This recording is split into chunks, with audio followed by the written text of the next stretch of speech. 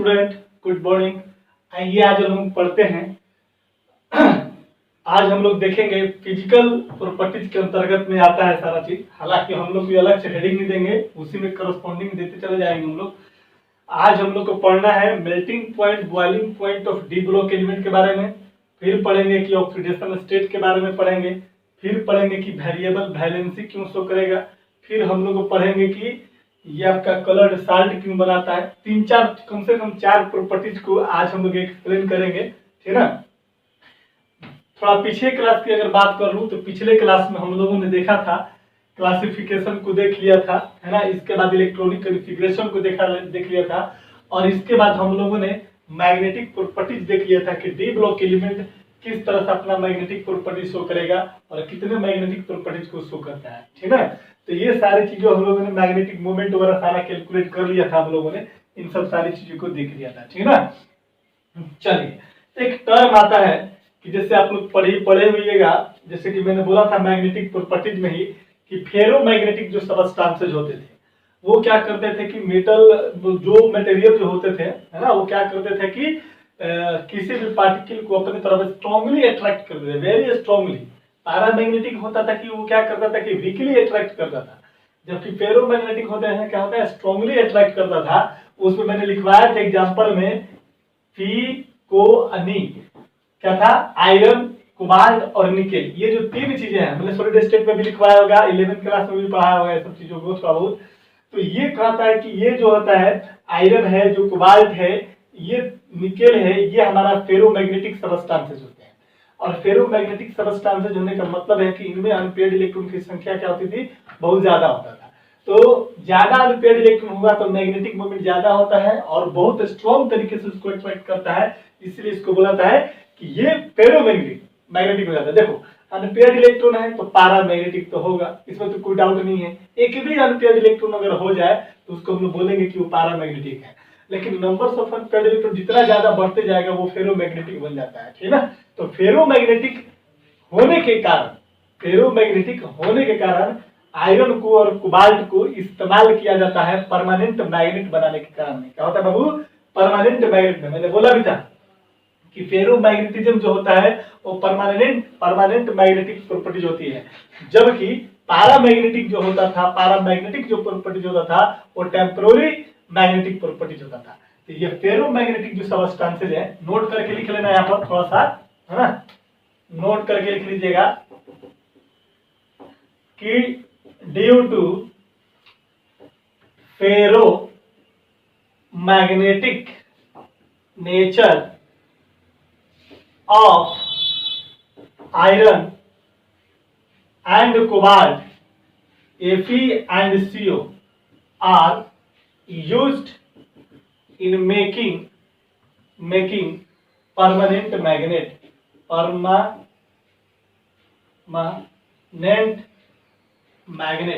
याद रखना, क्वेश्चन पूछता है कि परमानेंट मैग्नेट में कौन कौन सा इस्तेमाल होता है, तो फेरोमैग्नेटिक सबस्टांसेस इस्तेमाल होते हैं। कौन कौन बा, Fe और कोबाल्ट। निकेल भी होता है लेकिन इनके रिस्पेक्ट में निकेल थोड़ा कम होता है, ठीक है ना। आप निकेल भी बोल सकते हैं, तो कोई दिक्कत नहीं है, तो इसको याद रखिएगा, है ना। और फेरोमैग्नेटिज्म अगर बोल दिया गया, अगर मान लो कि मैग्नेटिक अगर बोला जा रहा है, मतलब कि अनपेयर्ड इलेक्ट्रॉन तो होगा ही है, क्या बोलते हैं, maximum number of unpaired electron contain करता है। Maximum numbers of unpaired electron containing substance होते हैं, है ना, सबस्टांस होते हैं। इसका एग्जांपल मैंने बताया था, फी को नी, ferrous, cobalt, nickel, iron, cobalt और क्या बाबू, निकेल। चलो ये सब रखिएगा, ठीक ना। आगे बढ़े, बता देते इसको। चलिए लिखेंगे, नेक्स्ट प्रॉपर्टी लिखेंगे। सारा प्रॉपर्टी डील कर रहे हैं हम लोग एक्सप्लेनेशन के साथ साथ, है ना। अब हम लोग नेक्स्ट पढ़ेंगे, लिखेंगे, हेडिंग डालिए melting point and boiling point, है ना। मेल्टिंग पॉइंट को ही एक्सप्लेन किया था, बॉइलिंग पॉइंट को एक्सप्लेन करने की जरूरत नहीं है, समझ सकते हैं आप लोग। लिखेंगे मेल्टिंग पॉइंट, इस तरह से हेडिंग देते चलेगा, melting point of D block element, D block element. सबसे पहले तो हम लोग बात करेंगे कि मेल्टिंग पॉइंट होता क्या है। तो मैंने आप लोगों को बताया था कि कोई भी अगर सॉलिड है, जनरली हम लोग पढ़ रहे हैं डी ब्लॉक एलिमेंट, और डी ब्लॉक एलिमेंट में सारे के सारे क्या आते हैं ना, मेटल आते हैं। तो मेटल्स का मेल्टिंग पॉइंट, बॉइलिंग पॉइंट क्या हाई होता है। तो क्यों हाई होता है आज उसी को डिस्कस करना है ना। अब पीरियोडिक टेबल में थोड़ा सा अगर हम जाएंगे तो पीरियोडिक टेबल में हमारे पास एस ब्लॉक भी है और हमारे पास डी ब्लॉक भी है।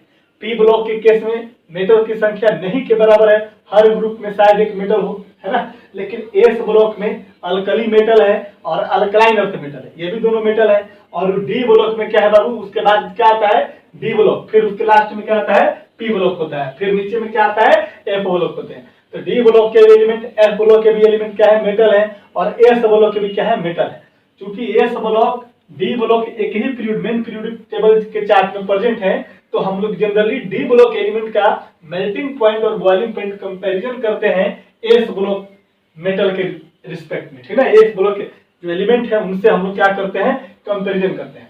कहता है क्या कि एस ब्लॉक एलिमेंट का जो मेल्टिंग पॉइंट जो होता है वो डी ब्लॉक एलिमेंट से कम होता है, यानी कि डी ब्लॉक के जितने भी मेटल्स हैं उनका melting point, boiling point S block के मेटल से क्या है बाबू कम है। कारण क्या है, कारण यह है कि एस ब्लॉक की जो एलिमेंट है मेटल है तो क्या बनाएगा मेटालिक बॉन्डिंग बनाएगा। ये भी आपको पता है कि कोई भी मेटल है तो क्या बनाता है मेटालिक बॉन्डिंग बनाता है। डी ब्लॉक एलिमेंट के केस में क्या होता है कि डी ब्लॉक एलिमेंट के केस में मेटल है तो मेटालिक बॉन्डिंग तो बनाएगा ही, कोई दिक्कत नहीं है।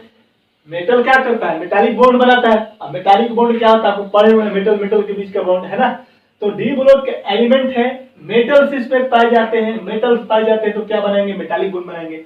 इस मेटालिक बॉन्ड के अलावा भी ये क्या करता है D block element covalent bond बनाता है। क्या बनाता है बाबू कोवैलेंट बॉन्ड बनाता है। अब कोवैलेंट बॉन्ड बनाने का मतलब क्या है मेरे भाई, कोवैलेंट बॉन्ड बनाने का क्या मतलब है।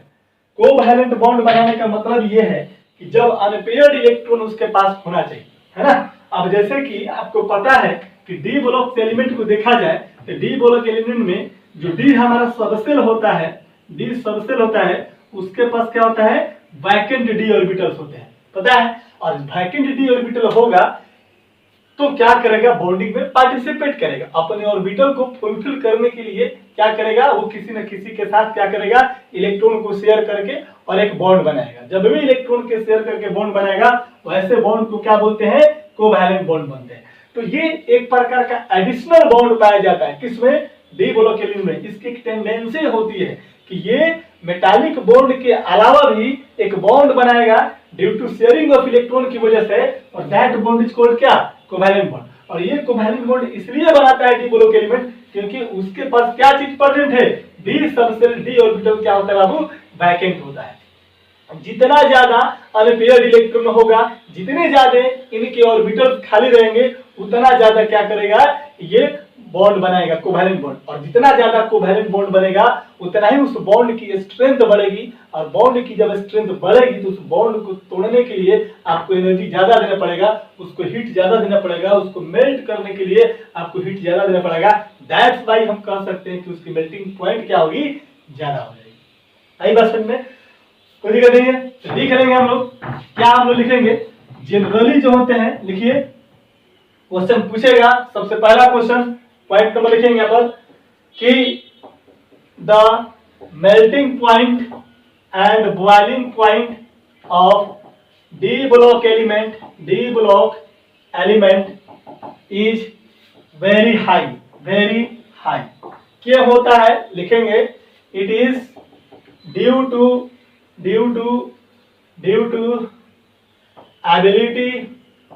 ability of making covalent bond other than covalent bond beside the, ऐसे करो ज्यादा अच्छा रहेगा, beside the क्या बाबा metallic bond. beside the metallic bond बोलने का मतलब क्या होता है मेटालिक बॉन्ड के अलावा, मेटालिक बॉन्ड तो प्रेजेंट रहेगा ही, बनाएगा ही, मेटल का कैरेक्टर है, लेकिन इसके अलावा भी क्या करेगा वो कोवैलेंट बॉन्ड क्या करता है फॉर्म करता है। लिखेंगे कि the D block element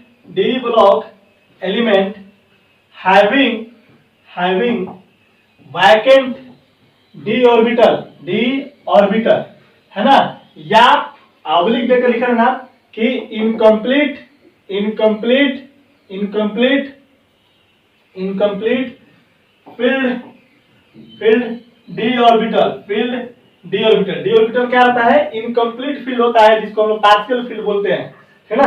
the D block element having vacant D orbital, या इसको बोलते हैं incomplete field D orbital. So they make covalent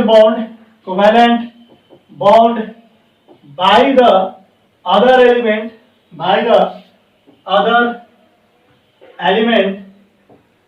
via sharing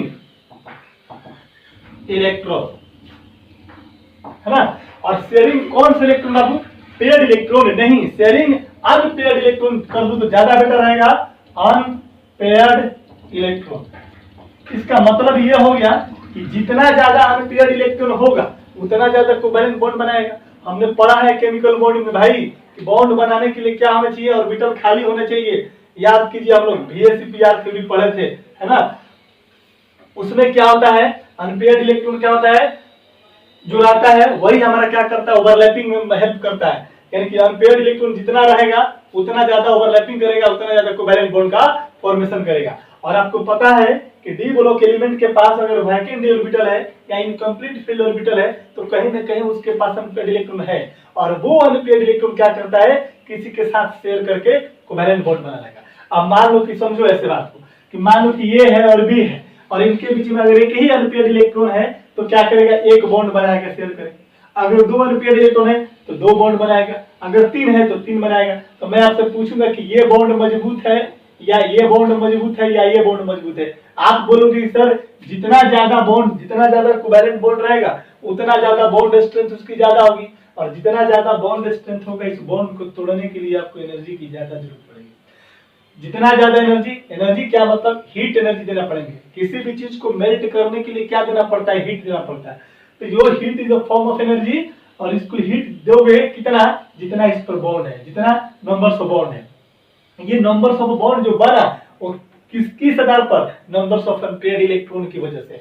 जितना ज्यादा नंबर्स ऑफ अनपेयर्ड इलेक्ट्रॉन होगा उतना ज्यादा कोवैलेंट बॉन्ड, जितना ज्यादा कोवैलेंट बॉन्ड उतना ज्यादा उसका बॉन्ड स्ट्रेंथ, और जितना ज्यादा बॉन्ड स्ट्रेंथ उतना ज्यादा हीट की जरूरत पड़ेगी इस बॉन्ड को ब्रेक करने के लिए। दैट इज मेल्टिंग पॉइंट, उसका उतना ही क्या होगा? ज्यादा होगा। आई बस में कोई दिक्कत नहीं है। तो पहला पॉइंट क्या है? जब MP and BP of the block element is very high, it is due to ability of making covalent bond beside the metallic bond। Metallic bond तो रहेगा ही प्रेजेंट, इसके अलावा भी क्या टेंडेंसी करता है कोवैलेंट बॉन्ड बनने के लिए? कहता है कि the D block element having vacant d orbital, incomplete d orbital,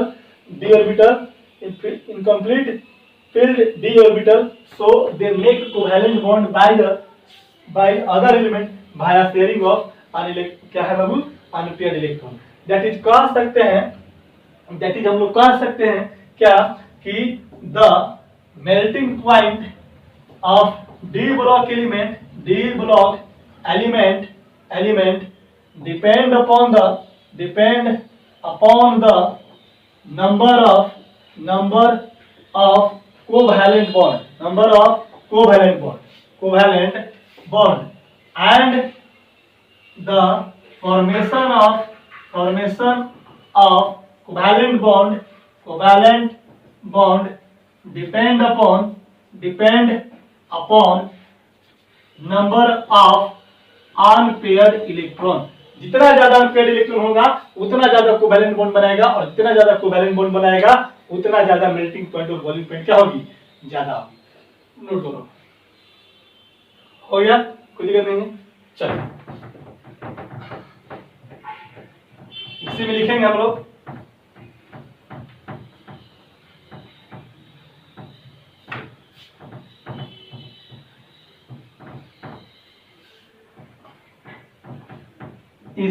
हम लोग दैट इज करके, दैट इज मेल्टिंग पॉइंट जो होगा वो डायरेक्टली प्रोपोर्शनल टू क्या आ जाएगा बाबा? बोल तो नंबर ऑफ कोवैलेंट बॉन्ड हो जाएगा, और दिस इज डायरेक्टली प्रोपोर्शनल कितना हो जाएगा? Number of unpaired electron. जितना ज्यादा अनपेयर्ड इलेक्ट्रॉन उतना ज्यादा कोवैलेंट बॉन्ड, जितना ज्यादा कोवैलेंट बॉन्ड बनेगा बॉन्ड स्ट्रेंथ उसका कितना होगा उतना ही ज्यादा, और उतना ही ज्यादा क्या होगा उसका मेल्टिंग पॉइंट और उसका बॉइलिंग पॉइंट होते जाएगा, है ना, कोई दिक्कत नहीं है। आगे बात समझ में। अब देखो, अब छोटी छोटी बातें लिखना है, लिख लेंगे नोट करके। पहला, generally the S block metal, S block में सारे के सारे मेटल ही हैं, आपको पता ही है। जनरली एस ब्लॉक मेटल जो है having lower value of melting point than the D block metal. आई बात समझ में? क्यों? देखिएगा कि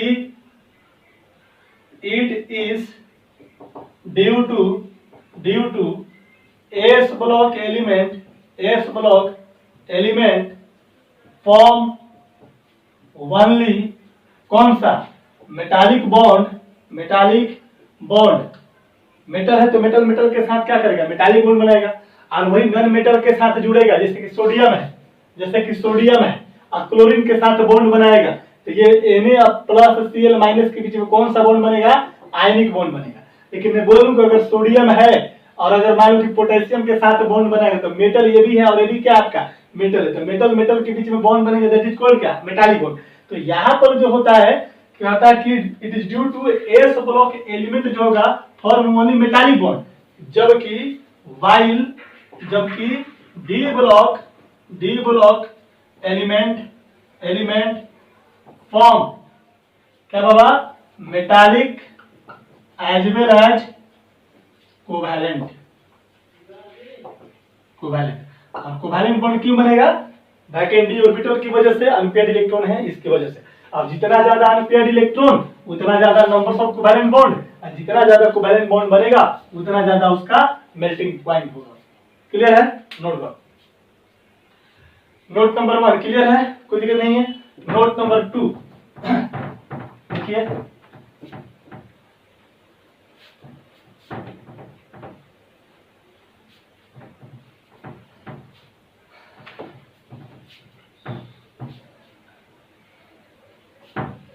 देखो नोट नंबर 2 में लिखना है, नोट 1 किया, नोट 2 में लिखेंगे इन 3D सीरीज समझते हैं, स्कैंडियम से लेकर कहां तक, जिंक तक। 3D सीरीज में कहता है कि क्रोमियम जो होता है, क्रोमियम के पास अनपेयर्ड इलेक्ट्रॉन की संख्या कितना होता है, 6।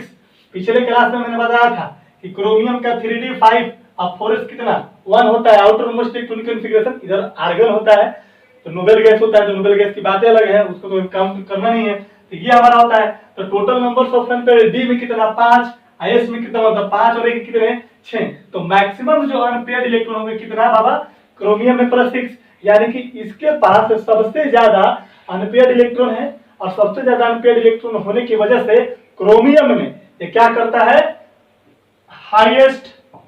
हाईएस्ट मेल्टिंग पॉइंट क्या करता है, शो करेगा। आई बात समझ में, कोई दिक्कत नहीं है। तीसरा चीज देखो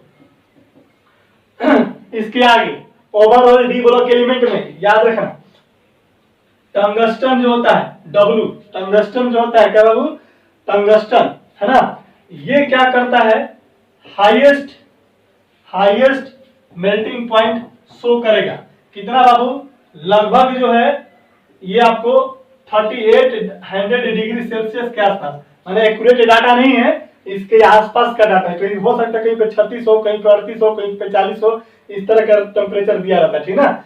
तो सबसे ये हाईएस्ट मेल्टिंग पॉइंट शो करेगा कितना बाबू, टंगस्टन। ठीक है, चौथा पॉइंट इसमें लिख लेना, Zn, Cd और Hg। Zn का देखा जाए तो बोल तो कितना हो जाए Zn का, ये 3D10 और 4s कितना 2, ये कितना 4D10 और 4s 5s कितना बाबा 2, और Hg कितना होता है 5D10 और 6s कितना 2। जरा इसकी हम लोग बात करें तो इसमें देखा जाए तो Zn के भी डी ऑर्बिटल कितना है, फुलफिल्ड है, ये भी क्या है, फुलफिल्ड है, ये भी क्या फुलफिल्ड है। इन तीनों के केस में देखा जाए Zn Cd Hg के केस में तो तीनों के डी ऑर्बिटल क्या है बाबू, फुलफिल्ड है। अगर फुलफिल्ड है तो क्या ये कोवैलेंट बॉन्ड बनाएगा? नहीं बनाएगा। जब ये फुलफिल्ड है, कोवैलेंट बॉन्ड नहीं बनाएगा, मैं कहने का मतलब है कि ज्यादा से ज्यादा कोवैलेंट बॉन्ड का फॉर्मेशन नहीं कर सकता है। जब ज्यादा से ज्यादा कोवैलेंट बॉन्ड का फॉर्मेशन नहीं करेगा, क्यों नहीं करेगा? क्योंकि इनके डी ऑर्बिटल क्या है? फुलफिल्ड है। क्या है बाबा? they have fulfilled d orbital. इनके पास अनपेयर्ड इलेक्ट्रॉन क्या है? इन सबके पास अनपेयर्ड इलेक्ट्रॉन कितना है बाबू? 0 है। जब अनपेयर्ड इलेक्ट्रॉन 0 है तो कहां से शेयर करेगा? नहीं शेयर करेगा। तो कहता है कि इनका जो है पूरे पीरियोडिक टेबल में they have low melting point. याद रखना, पूरे पीरियोडिक टेबल में नहीं, बल्कि जितने भी डी ब्लॉक एलिमेंट है, ट्रांजिशन एलिमेंट है, डी ब्लॉक एलिमेंट, उन सब में Zn का, Cd का, Hg का, अदर डी ब्लॉक मेटल के रिस्पेक्ट में क्या होता है? मेल्टिंग पॉइंट, बॉइलिंग पॉइंट क्या होता है? इनका कम होता है। क्यों? क्योंकि इनके डी सबसे क्या बाबू? फुलफिल्ड है, वैकेंट ऑर्बिटल नहीं है। They have fulfilled D orbital. Unpaired electron 0 है। जब 0 अनपेयर्ड इलेक्ट्रॉन होगा तो किसी के साथ शेयर नहीं करेगा, ना ही कोवैलेंट बॉन्ड बना पाएगा, इसलिए they have low melting point. और लो मेल्टिंग पॉइंट होने की ही वजह से इन Zn, Cd, Hg को बोला जाता है वोलाटाइल ट्रांजिशन एलिमेंट। देखो, अब तुम कहोगे कि सर आपने यहाँ पर ट्रांजिशन क्यों बोल दिया? सर आपने ट्रांजिशन क्यों बोला जबकि इसके पास सारे वैकेंट नहीं है, सारे के सारे क्या है? फुल है। तो क्वेश्चन में कभी कभी दे देता है ना, तो वोलाटाइल ट्रांजिशन एलिमेंट बोलो या वोलाटाइल डी ब्लॉक एलिमेंट बोलो, ठीक है ना? ये चीज लिखवा दिया है क्वेश्चन के आधार पर। क्वेश्चन पूछा है एफएमसी में कि कौन इसमें से वोलाटाइल ट्रांजिशन एलिमेंट है, तो Zn, Cd, Hg। ठीक है, चौथा पॉइंट होगा। पांचवा पॉइंट है पर मैं कर देता हूं, जरा देख लो। चौथा के बाद पांचवा लिखना, लोवेस्ट पूरे पीरियोडिक टेबल में लोवेस्ट एमपी किसका होता है? याद रखना, Hg का। कितना बाबा? -38 डिग्री कितना सेल्सियस होता है। ये हमारा जो Hg होता है, इसको क्या बोलते हैं हम लोग? लिक्विड मेटल बोलते हैं। क्या बोलते हैं बाबू? इसको लिक्विड मेटल बोलते हैं। ठीक है, तो ये मेल्टिंग पॉइंट से रिलेटेड क्या था आपका? कुछ पॉइंट था, याद रखिएगा ऑब्जेक्टिव क्वेश्चन में, ठीक है ना? नोट कर लो। हो गया? कोई दिक्कत नहीं है? बता दो। टंगस्टन भी है सबसे ज्यादा, मोलिब्डेनम भी आता है ना? लेकिन हम लोग को है ना क्या करना है? जो क्वेश्चन पूछा हुआ है उस क्वेश्चन को लेकर के हमने काम किया है, ठीक ना? इतना काफी है मेल्टिंग पॉइंट से रिलेटेड। बस याद रखना कि क्यों हायर मेल्टिंग पॉइंट शो करता है। अरे भाई, एस ब्लॉक भी मेटल, डी ब्लॉक भी मेटल, एस ब्लॉक के रिस्पेक्ट में डी ब्लॉक का मेल्टिंग पॉइंट ज्यादा क्यों? क्योंकि डी ब्लॉक में vacant D orbital unpaired electron होने की वजह से शेयर करके कोवैलेंट बॉन्ड बनाता है। जितना ज्यादा कोवैलेंट बॉन्ड बनाएगा उतना ज्यादा उसकी मेल्टिंग पॉइंट, बॉइलिंग पॉइंट क्या होगी? बढ़ जाएगी। क्योंकि जितना ज्यादा कोवैलेंट बॉन्ड होगा उतना ज्यादा उसकी बॉन्ड स्ट्रेंथ बढ़ती जाएगी, ठीक है ना? इसके बाद देख लिया हम लोगों ने मेल्टिंग पॉइंट। याद रखना, मरकरी का सबसे कम, Zn, Cd, Hg का डी ब्लॉक में सबसे कम। मरकरी लिक्विड मेटल होता है, -38 डिग्री सेल्सियस होता है। और यहाँ पर टंगस्टन का सबसे हाईएस्ट मेल्टिंग पॉइंट होता है कितना बाबा? 3800 डिग्री सेल्सियस के आसपास, ठीक है? तो लगभग वैल्यू है, एग्जैक्ट वैल्यू नहीं है, ठीक है? जनरली 3200 से लेकर के 3800 के बीच में लिखा रहता है, ठीक ना?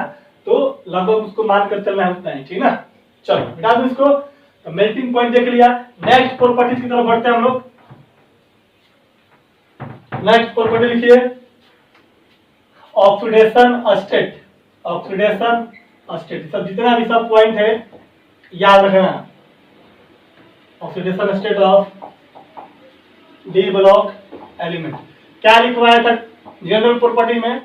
जनरल प्रॉपर्टी में मैंने लिखवाया था कि ऑक्सीडेशन स्टेट जो होता है डी ब्लॉक एलिमेंट का क्या होता है बाबा? वेरिएबल ऑक्सीडेशन स्टेट शो करता है। लिखा दिया है। क्यों वेरिएबल शो करता है आपको पता होगा, लिखेंगे यहाँ पर। नहीं पता है तो लिखिए, लिखेंगे the D block element show variable oxidation state. Oxidation state है ना? क्यों भाई? लिखेंगे it is due to mainly mainly due to mainly two reason, दो रीजन की वजह से, टू रीजन।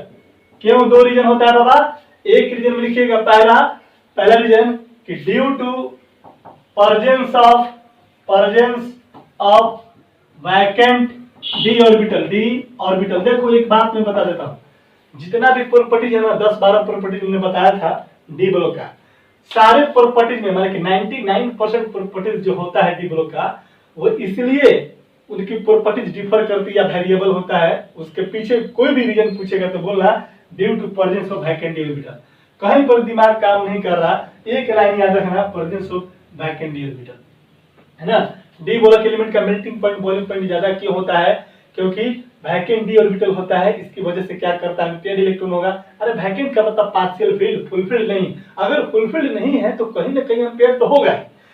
तो सीधा सी बात है कि वैकेंट डी ऑर्बिटल होगा, अनपेयर्ड इलेक्ट्रॉन होंगे, अनपेयर्ड इलेक्ट्रॉन होंगे तो मल्टीपल कोवैलेंट बॉन्ड बनाएंगे, कोवैलेंट बॉन्ड बनाएंगे तो बॉन्ड स्ट्रेंथ बनेगा, मेल्टिंग पॉइंट बॉइलिंग पॉइंट बनेगा। वेरिएबल ऑक्सीडेशन स्टेट क्यों शो करेगा? तो पहला reason due to presence of vacant D orbital, और दूसरा में लिखिएगा, दूसरा इसका रीजन होगा, दूसरा रीजन कहता है due to very low difference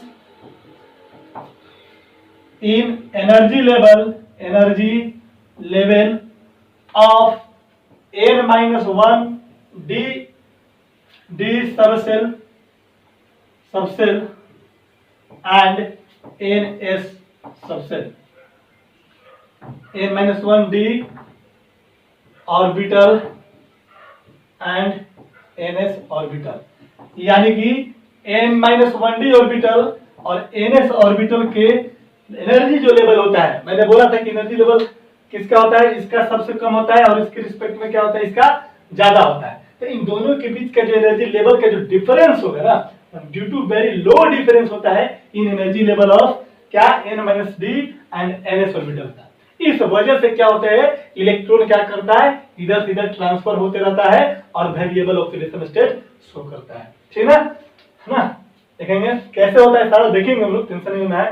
next point लिखेंगे इसमें कि the D block element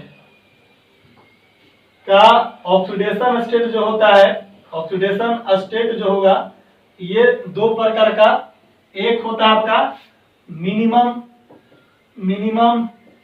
oxidation state,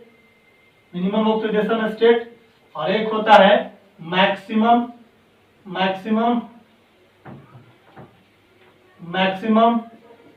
oxidation state.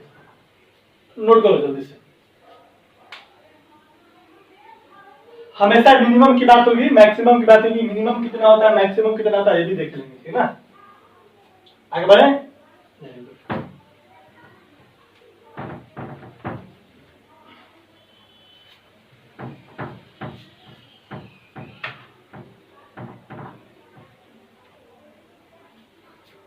देखो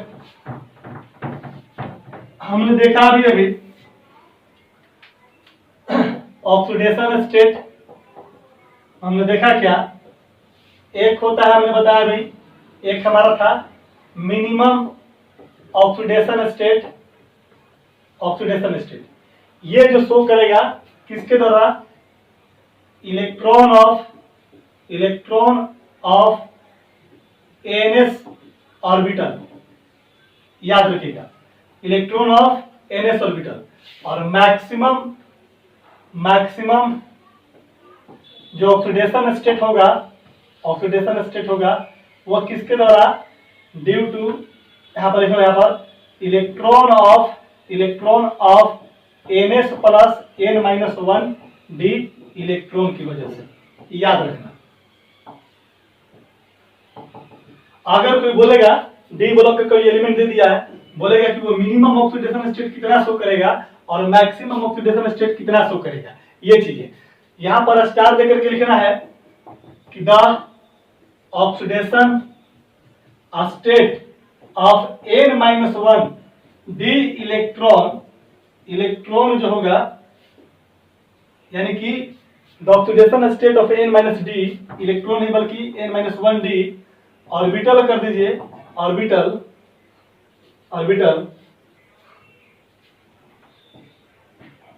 the unpaired electron get participated. अगर मैं आपसे क्वेश्चन पूछूं कि डी ब्लॉक एलिमेंट है और डी ब्लॉक एलिमेंट है तो इलेक्ट्रॉन किसमें बाबू n-1d की बात करेंगे। तो n-1d में जो अनपेयर्ड हो, अरे बाबा जो पेयर्ड है वो तो स्टेबल है, वो तो काम करेगा नहीं। जो अनपेयर्ड है किसका, सिर्फ n-1d का, वही क्या करता है, पार्टिसिपेट करता है उसके ऑक्सीडेशन स्टेट को दिखाने के लिए, उसको ऑक्सीडेशन स्टेट में अपने आप को प्रूफ करने के लिए, है ना। लेकिन NS के केस में ऐसा नहीं होगा, क्योंकि NS जनरली क्या रहता है, फुलफिल रहता है। तो कोई भी केमिकल रिएक्शन हो गया तो भाई इलेक्ट्रॉन पहले निकलेगा, इलेक्ट्रॉन है, और इलेक्ट्रॉन कहां से पहले निकलेगा, जो सबसे बाहरी है, आउटर मोस्ट है। तो आउटर मोस्ट में NS आता है, तो सबसे पहले इसमें जो इलेक्ट्रॉन होगा वो पार्टिसिपेट करेगा, है ना। आखिर मैं एक बात बोलूं कि ऑक्सीडेशन स्टेट है क्या। ऑक्सीडेशन स्टेट एक प्रकार का हाइपोथेटिकल चार्ज है कि कोई भी एलिमेंट क्या करता है कि या तो इलेक्ट्रॉन गेन करता है या इलेक्ट्रॉन लॉस करता है। इसका कोई प्रूफ नहीं है, एक्सपेरिमेंटल प्रूफ नहीं है इसका।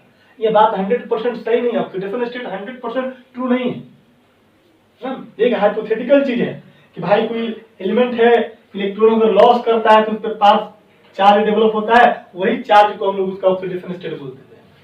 और वो कब लॉस करता है, जब सबसे पहले आउटर मोस्ट में रहेगा तो वहां से इलेक्ट्रॉन का लॉस है। क्योंकि कोई भी केमिकल रिएक्शन हो रहा है, कोई भी केमिकल चेंज हो रहा है किसी एटम्स में, एलिमेंट में, मॉलिक्यूल में, सब्सटेंसेस में, तो अगर इलेक्ट्रॉन की वजह से होता है तो इलेक्ट्रॉन कहां से रिमूव करेगा, कहां से गेन करेगा, हमेशा आउटर, कहां से, आउटर मोस्ट ऑर्बिट से, ऑलवेज, है ना। तो वही कहता है कि मिनिमम ऑक्सीडेशन स्टेट जो होगा वो NS ऑर्बिटल के इलेक्ट्रॉन पार्टिसिपेट करेगा, जबकि मैक्सिमम ऑक्सीडेशन होगा तो NS के इलेक्ट्रॉन प्लस n-1d के इलेक्ट्रॉन। और NS का तो जो होगा पूरा पार्टिसिपेट करेगा। n-1d में क्या करेगा, n-1d क्या लिखा है कि the oxidation state of n-d orbital the unpaired electron get participated, यानी कि d ऑर्बिटल में जो अनपेयर्ड इलेक्ट्रॉन होगा वो क्या करेगा, पार्टिसिपेट करेगा। आई बात समझ में, कैसे होगा देखते हैं, नोटोगे हो गया। चल देख, डी ब्लॉक में हम लोग को ट्रांजिशन एलिमेंट में 3D सीरीज पढ़ना है, ठीक ना, उससे ज्यादा नहीं करना हम लोग को। चलो देखो, अब हमारे सामने मान लो कि इधर एलिमेंट है, element of 3D series, 3D series ऐसे पॉइंट कर लो, ठीक ना, 3D सीरीज। और इधर कर दो बाबा ऑक्सीडेशन स्टेट, ऑक्सीडेशन स्टेट।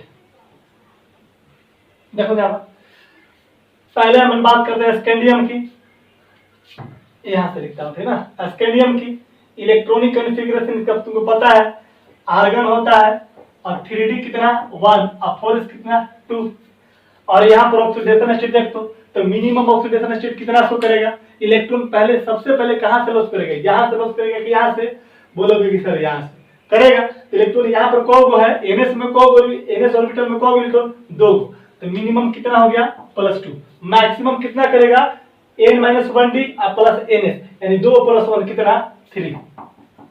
आगे बात समझ में, कोई दिक्कत नहीं है।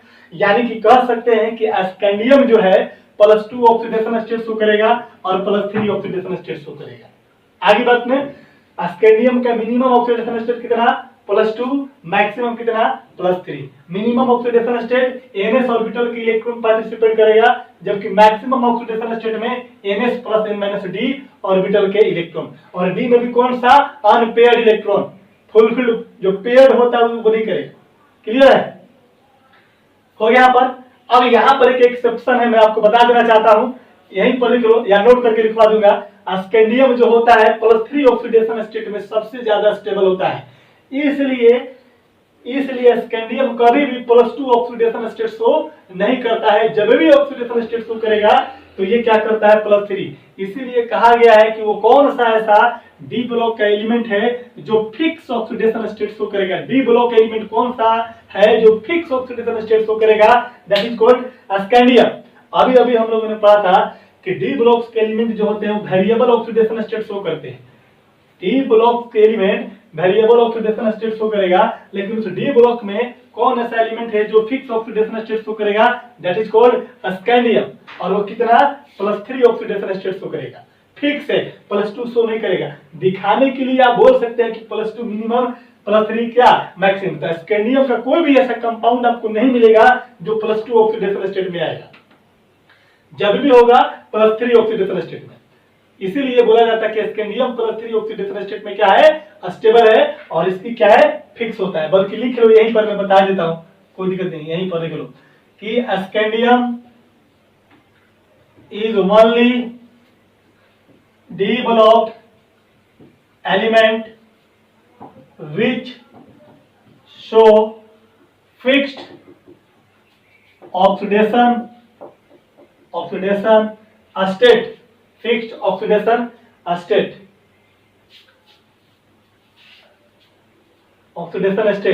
that is कितना बाबा, +3। ठीक है ना। Scandium found in +3 stable oxidation state।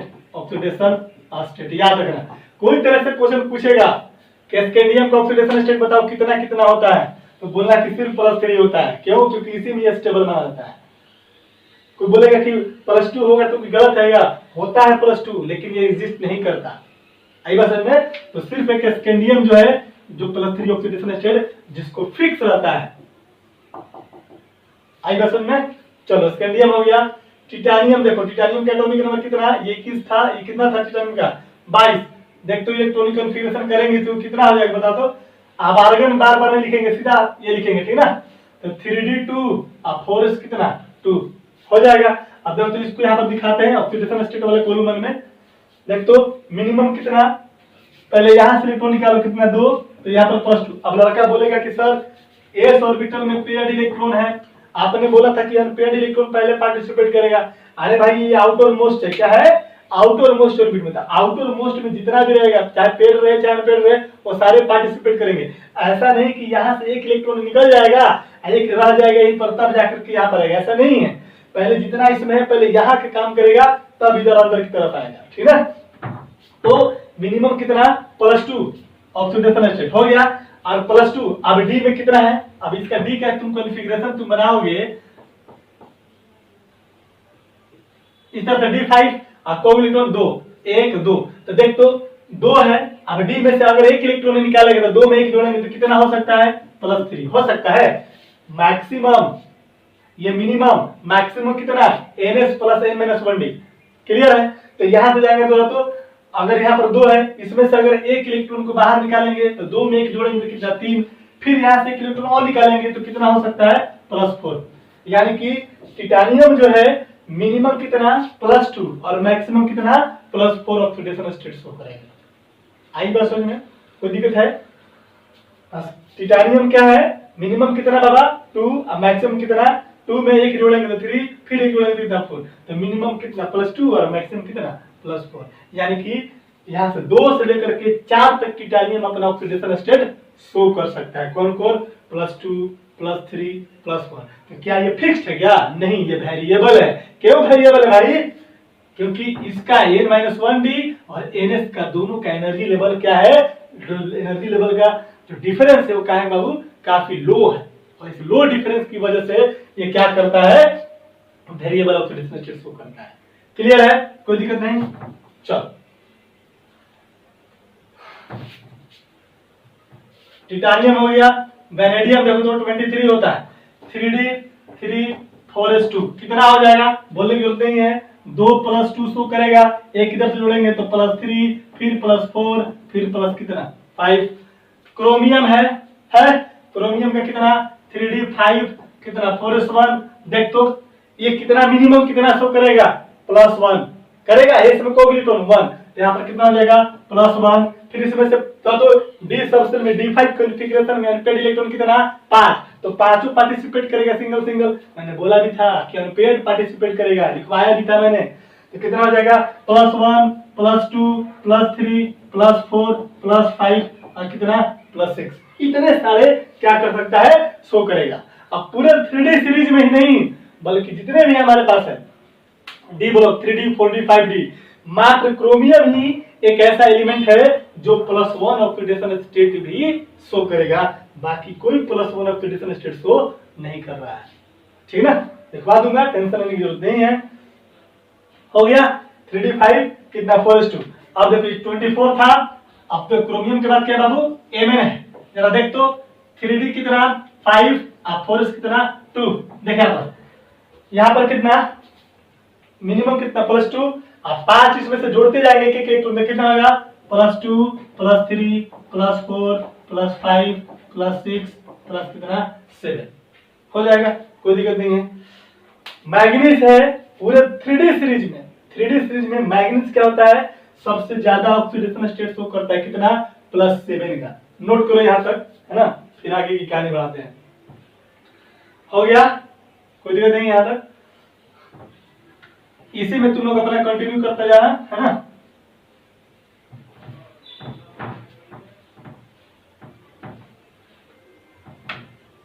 ना तो यहाँ पर Mn देख लिया कितना बाबू +7 मैक्सिमम है ना। डी में कितना D5 5 अनपेड इलेक्ट्रॉन। नेक्स्ट क्या है, आयरन है Ag, है ना। आयरन का कितना एटॉमिक नंबर 26। कॉन्फ़िगरेशन जब तुम इसका लिखेगा तो कितना होता है 3d6 और 4s कितना 2, आउटर मोस्ट लिख रहा हूं तो देख तो मिनिमम कितना शो करेगा +2। अब देख तो इस डी सबसेल में कितना 5 ऑर्बिटल होगा, अब 5 ऑर्बिटल में 6 इलेक्ट्रॉन 1 2 3 4 कितना 5, फिर छठा कहां से यहां से। अब देखो तो यहां पर अनपेयर्ड इलेक्ट्रॉन कितना है, यूपीयू कितना है बाबू तेरा 4 है, यानी कि मिनिमम कितना +2 हो गया। इसके बाद मैक्सिमम कितना, एक जोड़ेंगे तो 3, फिर एक जोड़ेंगे तो 4, फिर एक जोड़ेंगे तो कितना 5, फिर एक जोड़ेंगे तो कितना 6। ये पेयर्ड भी होगा क्या, नहीं, ये पेयर्ड जो इलेक्ट्रॉन है डी सबसेल में ये पार्टिसिपेट नहीं करेगा, यानी कि 2 +3 +4 +5 प्लस कितना 6 +7 भी होगा क्या। लड़का सोचेगा कि 2 और 6 8 है तो टोटल जोड़ेगा तो मैक्सिमम 8 तक जाएगा, नहीं, क्योंकि यहां पर जो है डी ऑर्बिटल के n-1 डी का सिर्फ अनपेयर्ड इलेक्ट्रॉन ही क्या करता है पार्टिसिपेट करेगा। क्लियर हुआ, तो इसीलिए ये अनपेयर्ड, ये पेयर्ड नहीं, पेयर्ड जो है ये जो पेयर्ड है पेयर्ड ये not participate in oxidation state. आई समझ में, तो ये हो गया, ठीक है ना। अनपेयर्ड फिर क्या करता है पार्टिसिपेट करता है, ठीक है। एफी हो गया।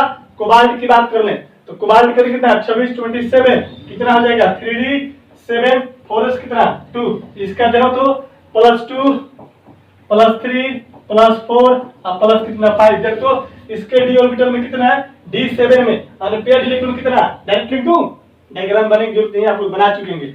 d7 में कितना हो जाएगा मेरा, तो यहाँ पर 6 यहाँ पर 7 होता है, 1 2 3 बच जाएगा। तो यहाँ पर अनपेयर्ड इलेक्ट्रॉन कितना 3, तो 2 में 1 जोड़ेंगे तो 3, फिर 1 जोड़ेंगे तो 4, फिर जोड़ेंगे तो कितना हो जाएगा 5 हो जाएगा। यानी कि कोबाल्ट कितना मैक्सिमम कितना शो करता है 5, मिनिमम कितना शो करेगा +2। क्लियर है। कोबाल्ट निकेल 28 है, कितना हो जाएगा 3d8 और 4s कितना 2, कितना हो जाएगा बाबू +2 +3 और प्लस कितना 4। इसमें कितना अनपेयर्ड इलेक्ट्रॉन 2 है, तो यहाँ पर 6 7 8 2 अनपेयर्ड इलेक्ट्रॉन बच जाएगा इसके लिए 3d में, तो 2 में 2 जोड़ेंगे कितना हो जाएगा 4, मिनिमम 2 मैक्सिमम कितना 4, ठीक है ना। कॉपर हो गया, निकेल हो गया ना, कॉपर 29 है, कितना 3d10 और 4s कितना 1। आई बस में 4s 1 है, तो आप यहाँ पर क्या करोगे कि सर बताइए, अब यहाँ पर इसके ऑक्सीडेशन स्टेट कितना है +1, पहले यहाँ से शो करेगा, अभी क्रोमियम भी कितना था +1 था, है ना, तो यहाँ पर कितना करेंगे +1 शो करेगा। अब देखो, अब तुम कहोगे कि क्या सर यहाँ पर जो डी ऑर्बिटल है, यहाँ पर क्या बाबू डी ऑर्बिटल है, इसका इलेक्ट्रॉन पार्टिसिपेट करेगा, नहीं पार्टिसिपेट करेगा, क्यों, क्योंकि सारा के सारा क्या है पेयर है, तो क्या वो इसके आगे कोई ऑक्सीडेशन स्टेट शो करता है, नहीं करेगा। लेकिन याद रखना कॉपर जो है ये अपना क्या करता है कि एक्साइटेड स्टेट में क्या करता है कि एक्साइटेड स्टेट में +2 ऑक्सीडेशन स्टेट भी क्या करता है शो करेगा। लेकिन कॉपर जो हैगा मोस्टली क्या बाबू +1 ऑक्सीडेशन स्टेट क्या करता है शो करता है, जनरली कितना +1। सारा से लिखवा दूंगा, ठीक ना। चलो हो गया। और एक क्या हो गया, जिंक हो गया। जल्दी से करो तो यहाँ पर D10 कॉन्फ़िगरेशन में एम्पेयर इलेक्ट्रॉन कितना, 0। कॉपर +1 भी शो करता है, कॉपर +2 भी शो करता है, लिखवा देंगे साइड में, है ना। बस याद है कांसेप्ट के अनुसार क्या बोलेंगे, वैसे भी आपको पता है ना कॉपर का क्रोमियम क्या होता है, एक्सेप्शनल इलेक्ट्रॉनिक कॉन्फ़िगरेशन होता है। तो जो एक्सेप्शनल इलेक्ट्रॉनिक कॉन्फ़िगरेशन होता है उसके अनुसार हमने क्या किया, ये काम किया है। बाकी एक्सेप्शनल केस में अगर कंपाउंड बनाता है तो ये +2 ऑक्सीडेशन स्टेट भी शो करता है ना। मैंने पहले भी शुरू क्लास में लिखवा दिया था, पहला लेक्चर में इसको। चलिए कॉपर हो गया, नोट कर लीजिए इसको यहाँ पे। चलो इसके बाद हम लोग बात करेंगे जिंक की। इसके बाद हम बात करेंगे किसकी बाबू, हम लोग जिंक की। तो जिंक की अगर हम बात करेंगे तो जिंक का कितना 30, ये कितना होता है Zn, सॉरी कितना होता है 3D कितना 10 और 4s कितना बाबा 2 हो जाएगा ना। तो +2 ऑक्सीडेशन स्टेट ये शो करता है ना। Zn+1 नहीं, Zn+3 नहीं, Zn कभी शो करता है कितना आता है +2 ऑक्सीडेशन स्टेट शो करता है। क्लियर हो गया। देख लीजिए अपने मिनिमम ऑक्सीडेशन स्टेट क्या होता है, मैक्सिमम ऑक्सीडेशन स्टेट क्या होता है, n-1d का अनपेयर्ड इलेक्ट्रॉन और ns का चाहे अनपेयर्ड हो चाहे पेयर्ड हो वो आएगा। ns के द्वारा मिनिमम ऑक्सीडेशन स्टेट प्रोवाइड किया जाएगा, जबकि n-1d और ns दोनों मिला करके मैक्सिमम ऑक्सीडेशन स्टेट क्या करते हैं, प्रोवाइड करेंगे। क्लियर है, कोई दिक्कत नहीं है। चलिए आगे बढ़े, नोट कर लीजिए इसको। नोट करके लिखेंगे हम लोग थोड़ा सा ऑक्सीडेशन स्टेट से रिलेटेड बातें।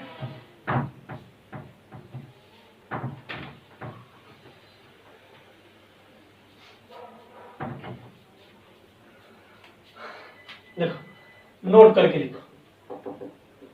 सबसे पहला इन 3D series the most common oxidation state कितना +2।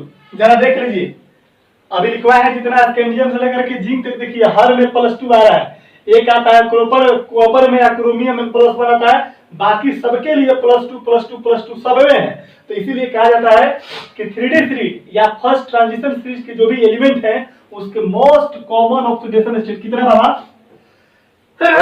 सॉरी कितने होंगे +2। ठीक है। दूसरा point in 3D series maximum oxidation state shown कितना +7 किसके द्वारा, बाई Mn मैग्नीज। देख लीजिए 3D 5 4s2 2 +5 की तरह साथ maximum oxidation state 3D series में सबसे ज्यादा कौन सा शो करता है, Mn शो करेगा और कितना +7। ये सब पूछा हुआ क्वेश्चन याद रहना चाहिए। तीसरा चीज स्कैंडियम सो लिखवा चुका हूं पहले भी, फिक्स्ड ऑक्सीडेशन स्टेट कितना +3, वेरिएबल नहीं शो करता है। सारे D block element variable oxidation state show करेंगे मिनिमम से लेकर के मैक्सिमम तक, लेकिन स्कैंडियम ऑलवेज एंड ऑलवेज +3। लड़का पूछेगा +2 भी किया सर, +2 स्टेबल नहीं होता है। जो भी कंपाउंड मिलेगा स्कैंडियम का +3 ऑक्सीडेशन स्टेट में, यानी क्यों मिल रहा है, क्योंकि ये स्टेबल होता है। ठीक है। चौथा क्रोमियम कॉपर Ag Au और Hg, याद रखना chromium copper Ag Au Hg इन सब के मिनिमम ऑक्सीडेशन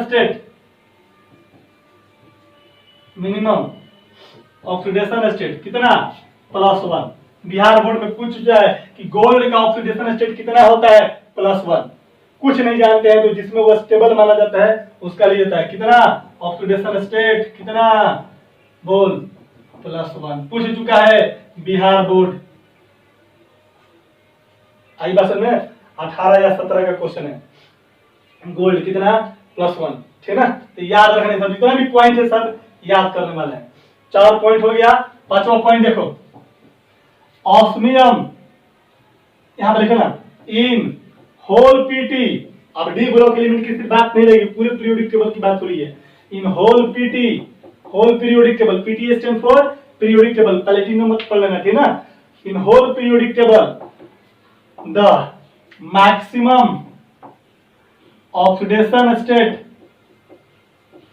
shown by कौन कौन, ऑस्मियम और एक होता है रूथेनियम। कौन सा, 4D सीरीज के एलिमेंट ऑस्मियम, क्या बोलते हैं इसको, ऑस्मियम और क्या बाबू, रूथेनियम। कितना, इसका +8 ऑक्सीडेशन स्टेट और इसका भी कितना, +8 ऑक्सीडेशन स्टेट। याद रखिएगा पूरे पीरियोडिक टेबल में सबसे ज्यादा ऑक्सीडेशन स्टेट शो करने वाला एलिमेंट कौन सा, ऑस्मियम। कितना, +8। अगर ये ऑप्शन नहीं है, ये ऑप्शन है तो रूथेनियम मार दीजिएगा। कितना, +8।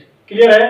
दूसरी चीज, minimum oxidation state, minimum oxidation state हो गया, कोई दिक्कत नहीं है। अच्छा, मिनिमम ऑक्सीडेशन पूछेगा तो देखा जाएगा कितना, +1। किसके द्वारा, क्रोमियम भी शो करता है, कॉपर भी शो करेगा, Ag भी शो करेगा, ये भी, Au और कितना, Hg। 3D सीरीज में सबसे ज्यादा कौन सा, मैग्नीज। कौन सा बाबू, मैग्नीज। कौन सा, +7 ऑक्सीडेशन स्टेट क्या करता है, शो करता है। ठीक है, आगे बढ़े, कोई दिक्कत नहीं है। पॉइंट नंबर 6 जल्दी करो, हो गया। पॉइंट नंबर 6 नोट में ही पढ़ रहे हैं अभी हम लोग। पॉइंट नंबर 6,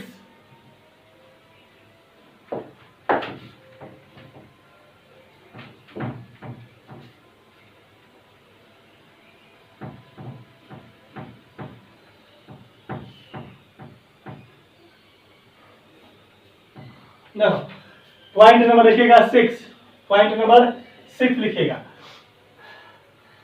क्या था पॉइंट नंबर 6, क्या लिखवाने वाले थे यार, एस्केप करेगा दिमाग से क्या।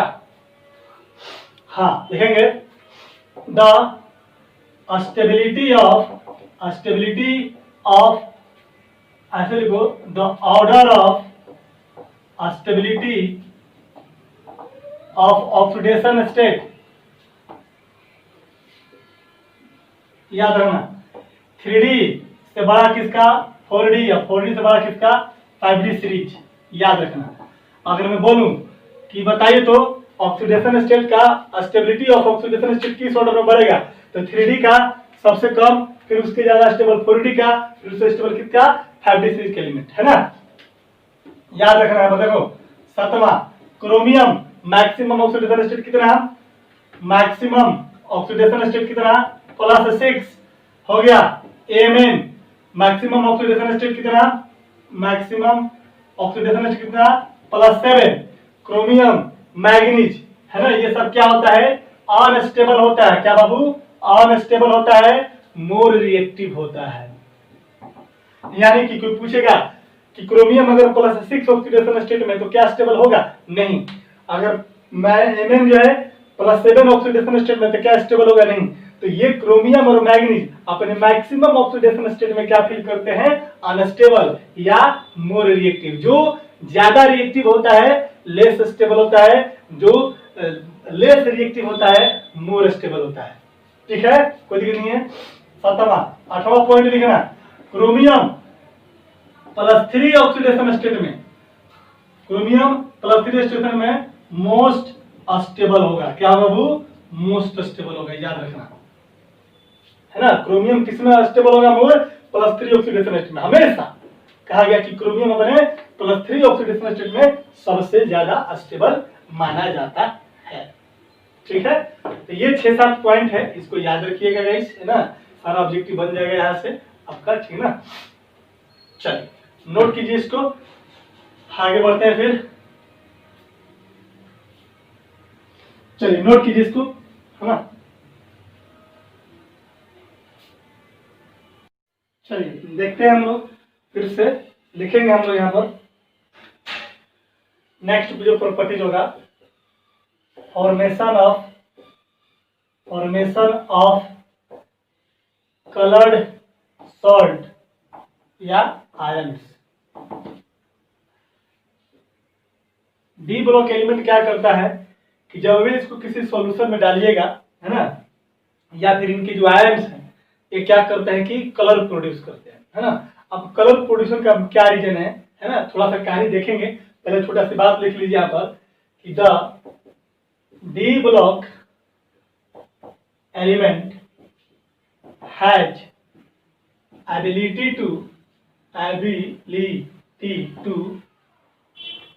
to form colored salt या आयन, है ना। क्यों ऐसा होता है, लिखेंगे it is due to mainly two reason, है ना। कौन कौन से रीजन होता है, एक रीजन लिखिएगा डी ट्रांजिशन और दूसरा रीजन लिखिएगा बी में चार्ज ट्रांसफर। क्या बाबू, चार्ज ट्रांसफर की वजह से, समझिए बात को। डी ट्रांजिशन और किसकी वजह से, चार्ज ट्रांसफर की वजह से क्या करता है, डी ब्लॉक एलिमेंट क्या करता है, कलर सॉल्ट का फॉर्मेशन करता है। अब डी ट्रांजिशन क्या होता है और चार्ज ट्रांसफर क्या होता है, ये देखिए, है ना। देखो पहले समझते हैं बात को, है ना। कोई भी डी ब्लॉक एलिमेंट है, आगे पढ़ाएंगे कोऑर्डिनेशन कंपाउंड में आपको, कि कोऑर्डिनेशन कंपाउंड में कहता है कि ये हमारे पास कोई डी ऑर्बिटल है ना, 1 2 3 4 5, है ना। अब जैसे ही इसको एनर्जी मिलता है, क्या बात है, जैसे ही इसको एनर्जी मिलता है, ये एक्साइटेड स्टेट में आकर के ये क्या करता है, दो पार्ट में टूट जाता है। क्या करता है बाबू, दो पार्ट में, इसको बोलते हैं स्प्लिटिंग ऑफ डी ऑर्बिटल, है ना। पढ़ेंगे आगे हम लोग, कोऑर्डिनेशन कंपाउंड में मिलेगा स्प्लिटिंग ऑफ डी ऑर्बिटल। ये 5 को जो ऑर्बिटल है ये टूट जाता है, एक टूट जाता है ईजी में और दूसरा टूट जाता है किसमें, टीटीजी में। किसमें बाबू, टीटीजी में। ये दो तरह का ऑर्बिटल टूट जाता है। देखो 1 2 3 4 5 है, ये दो पार्ट में टूट गया, एक पार्ट इधर में एक पार्ट इधर गया। इस सेंटर को बोलते हैं, इस सेंटर को बोलते हैं हम लोग बैरी सेंटर। क्या बोलते हैं, बैरी सेंटर या बैरी पॉइंट बोलते हैं। इस सेंटर पर कहता है कि एनर्जी लेवल क्या होता है, इसका इसका इसका इसका सबका क्या होता है, सेम होता है। लेकिन जैसे ही एनर्जी ले करके दो अलग अलग ऑर्बिटल्स में क्या कर गया, स्प्लिट कर गया, टूट गया, इसको क्रिस्टल फील्ड स्प्लिटिंग थ्योरी भी बोलते हैं। आगे पढ़ने वाला है हम लोग, टेंशन नहीं लेना है। तो क्या होता है कि ये जब टूट गया तो बैरी सेंटर के जो नीचे वाला ये ऑर्बिटल है इसको बोल जाता है लोअर एनर्जी। क्या बोलते हैं, लोअर एनर्जी ऑर्बिटल बोलते हैं। और इसको क्या बोलते हैं, हायर एनर्जी ऑर्बिटल बोलते हैं, एनर्जी ऑर्बिटल्स बोलते हैं। ईजी को हायर एनर्जी और टीटीजी को क्या बाबू, लोअर एनर्जी ऑर्बिटल बोलते हैं। अब होता क्या है मैं आपको बता देना चाहता हूं। होता ये है कि अगर मान लो कि यहाँ पर डी ऑर्बिटल है तो भी खाली तो रहेगा नहीं, कहीं न कहीं इलेक्ट्रॉन रहेगा। तो इलेक्ट्रॉन सबसे पहले कहाँ जाएंगे, अगर तुमको भरना हो तो तुम पहले इलेक्ट्रॉन अबव प्रिंसिपल को अनुसार किसमें, लोअर में, फिर क्या, हायर में। तो भरना नहीं है, ये बात हम लोग करेंगे। कहता है कि डी ऑर्बिटल, देखो ये भी क्या है मेरा, ये भी हमारा डी ही ऑर्बिटल का पार्ट है और ये भी क्या है हमारा बाबू, डी ही ऑर्बिटल का पार्ट है ना। तो होता यूं है कि यदि यहाँ पर अनपेयर्ड इलेक्ट्रॉन प्रेजेंट है, क्या है, कोई अनपेयर्ड इलेक्ट्रॉन प्रेजेंट है, तो कहता है कि यहाँ से जो लाइट एनर्जी सन से, क्या बाबू, सनलाइट से क्या करता है कि ये लाइट एनर्जी लेता है। और जैसे ही लाइट एनर्जी लेता है ये इलेक्ट्रॉन क्या करता है कि ये इलेक्ट्रॉन एक्साइटेड हो जाता है और एक्साइट होकर के क्या होता है कि ये इलेक्ट्रॉन जंप मार करके इस ऑर्बिटल में चल जाता है। तो डी ऑर्बिटल से जंप मार करके डी ऑर्बिटल में गया। अब डी ऑर्बिटल से जंप मार के डी ऑर्बिटल में गया, इसीलिए इसको बोलते हैं डी ट्रांजिशन। क्या बोलते हैं बाबू, ट्रांजिशन का मतलब होता है स्थानांतरण होता है। यहां से ये एनर्जी लिया, कहां से एनर्जी लिया, लाइट एनर्जी, है ना। लाइट एनर्जी लिया और एनर्जी लेने के बाद क्या करता है, ये जा करके फिर अपने हायर एनर्जी लेवल में पहुंच जाता है। जैसे ही ये हायर एनर्जी लेवल में पहुंचा, हायर एनर्जी में जाने के लिए एनर्जी का एब्जॉर्प्शन किया इसने। कहां से एनर्जी लिया भाई, सनलाइट से एनर्जी लिया। जब ये एनर्जी लेकर के इस ऑर्बिटल में, हायर डी ऑर्बिटल में अगर पहुंचता है तो कहता है कि ये इलेक्ट्रॉन जब यहाँ पहुंचता है तो ये अपने आप को स्टेबल फील नहीं करता। याद कीजिए मैंने आपको बताया था, कभी एटॉमिक स्ट्रक्चर पढ़ रहे थे तो एटॉमिक स्ट्रक्चर में हाइड्रोजन स्पेक्ट्रम मैंने बताया था और बोला था कि ये मेरे पास न्यूक्लियर था, ये N1 cell, N2 cell, N3 cell इस तरह था। मैंने बोला था कि यहाँ पर N1 N बराबर 1 है, N बराबर 2 है, N बराबर 3 है। मैंने बोला था कि क्या है, ये हमारा लोअर एनर्जी लेवल है और ये हमारा हायर एनर्जी लेवल है। तो जब इलेक्ट्रॉन यहाँ से एक्साइटेड होकर के इसमें पहुंचता है तो कहता है कि हायर एनर्जी लेवल में इलेक्ट्रॉन अपने आप को स्टेबल फील नहीं करता है। ये इलेक्ट्रॉन यहाँ जाता तो है एनर्जी ले करके, लेकिन ये इलेक्ट्रॉन रहता कितना देर तक है, 10⁻⁸ सेकेंड तक ही रह पाता है। यानी कि 1 सेकेंड के 10⁸ भाग तक ही इस हायर एनर्जी लेवल में रहता है। तो क्या करता है भाई, ये यहाँ पर रुक नहीं पाएगा, जैसे ही गया तुरंत क्या करता है, इतना सेकंड के बाद क्या करता है, फिर से अपने ग्राउंड स्टेट में, अपने लोअर एनर्जी लेवल में आ जाता है। आपको ये भी पढ़ाया गया होगा कि जब लोअर एनर्जी से हायर एनर्जी में जब इलेक्ट्रॉन जंप मारता है तो एनर्जी एब्जॉर्ब करता है, एनर्जी उसको देना पड़ता है। लेकिन जैसे ही हायर एनर्जी से लोअर एनर्जी में आता है तो इलेक्ट्रॉन क्या करता है, एनर्जी क्या करता है मेरे भाई, एनर्जी रिलीज करता है। और जो एनर्जी रिलीज किया वो एनर्जी कौन एनर्जी होता है, E बराबर hc कितना, लैम्डा। ये यहां से जब यहां गया तो कोई कलर प्रोड्यूस नहीं करेगा, यहां से जब यहां गया हायर में एनर्जी गेन करेगा। कोई भी प्रोसेस में अगर एनर्जी गेन हो रहा है तो गेन एनर्जी के समय में कलर प्रोड्यूस नहीं करेगा, है ना। जब ये रिफ्लेक्ट होगा, जब ये क्या करेगा, फिर से अपने बैकवर्ड डायरेक्शन में आएगा, फिर से अपने लोअर एनर्जी लेवल में आएगा, तो उसके दौरान हायर से लोअर एनर्जी में जब कोई इलेक्ट्रॉन जंप मारता है तो क्या करता है, एनर्जी रिलीज करता है। और वो एनर्जी क्या होता है, E बराबर hc/λ, E बराबर h म्यू, hc कितना, लैम्डा। याद कीजिए, फोटोन पढ़ाया था मैंने। तो ये पैकेट्स ऑफ एनर्जी के रूप में क्या करता है, रिलीज होता है, और वो एनर्जी hc/λ होता है। और ये लैम्डा किसके लिए भाई, लाइट के लिए। और आपको पता है कि लाइट में कितने कलर होते हैं, 7 कलर होते हैं, विजुअल पढ़े होंगे आप लोग। तो ये क्या करता है कि ये लैम्डा जो होता है, इसी लैम्डा के करस्पॉन्डिंग, इसी वेवलेंथ के करस्पॉन्डिंग क्या करता है, कलर प्रोड्यूस करता है। क्योंकि अगर व्हाइट लाइट है तो व्हाइट लाइट में 7 कलर है, और 7 कलर में है, विजुअल है, तो सबका कलर अलग अलग है। लैम्डा का वैल्यू चेंज करते जाएगा, लैम्डा का वैल्यू चेंज करते जाएगा, तो डिफरेंट डिफरेंट कलर भी क्या करता है, प्रोड्यूस करता है। आगे बात समझे। तो कौन, ये आखिर कौन, ये इलेक्ट्रॉन, इसको एनर्जी मिला कहां से, सनलाइट से। एक्साइटेड हुआ, एक्साइटेड होकर के हायर में गया, यहाँ रह नहीं पाया, 10⁻⁸ सेकंड तक ही रहा। यहाँ पर इलेक्ट्रॉन जाने के बाद अनस्टेबल फील किया, और अनस्टेबल फील करने की वजह से फिर यहाँ से गया, एनर्जी गेन किया, और यहाँ से फिर बैकवर्ड इसमें आ गया। आते समय बहुत सारा एनर्जी क्या किया भाई, रिलीज किया। एनर्जी जो रिलीज किया इन द फॉर्म ऑफ क्या, कलर। अच्छा, जो एनर्जी रिलीज किया किस रीजन में लाई करेगा, विजिबल रीजन में।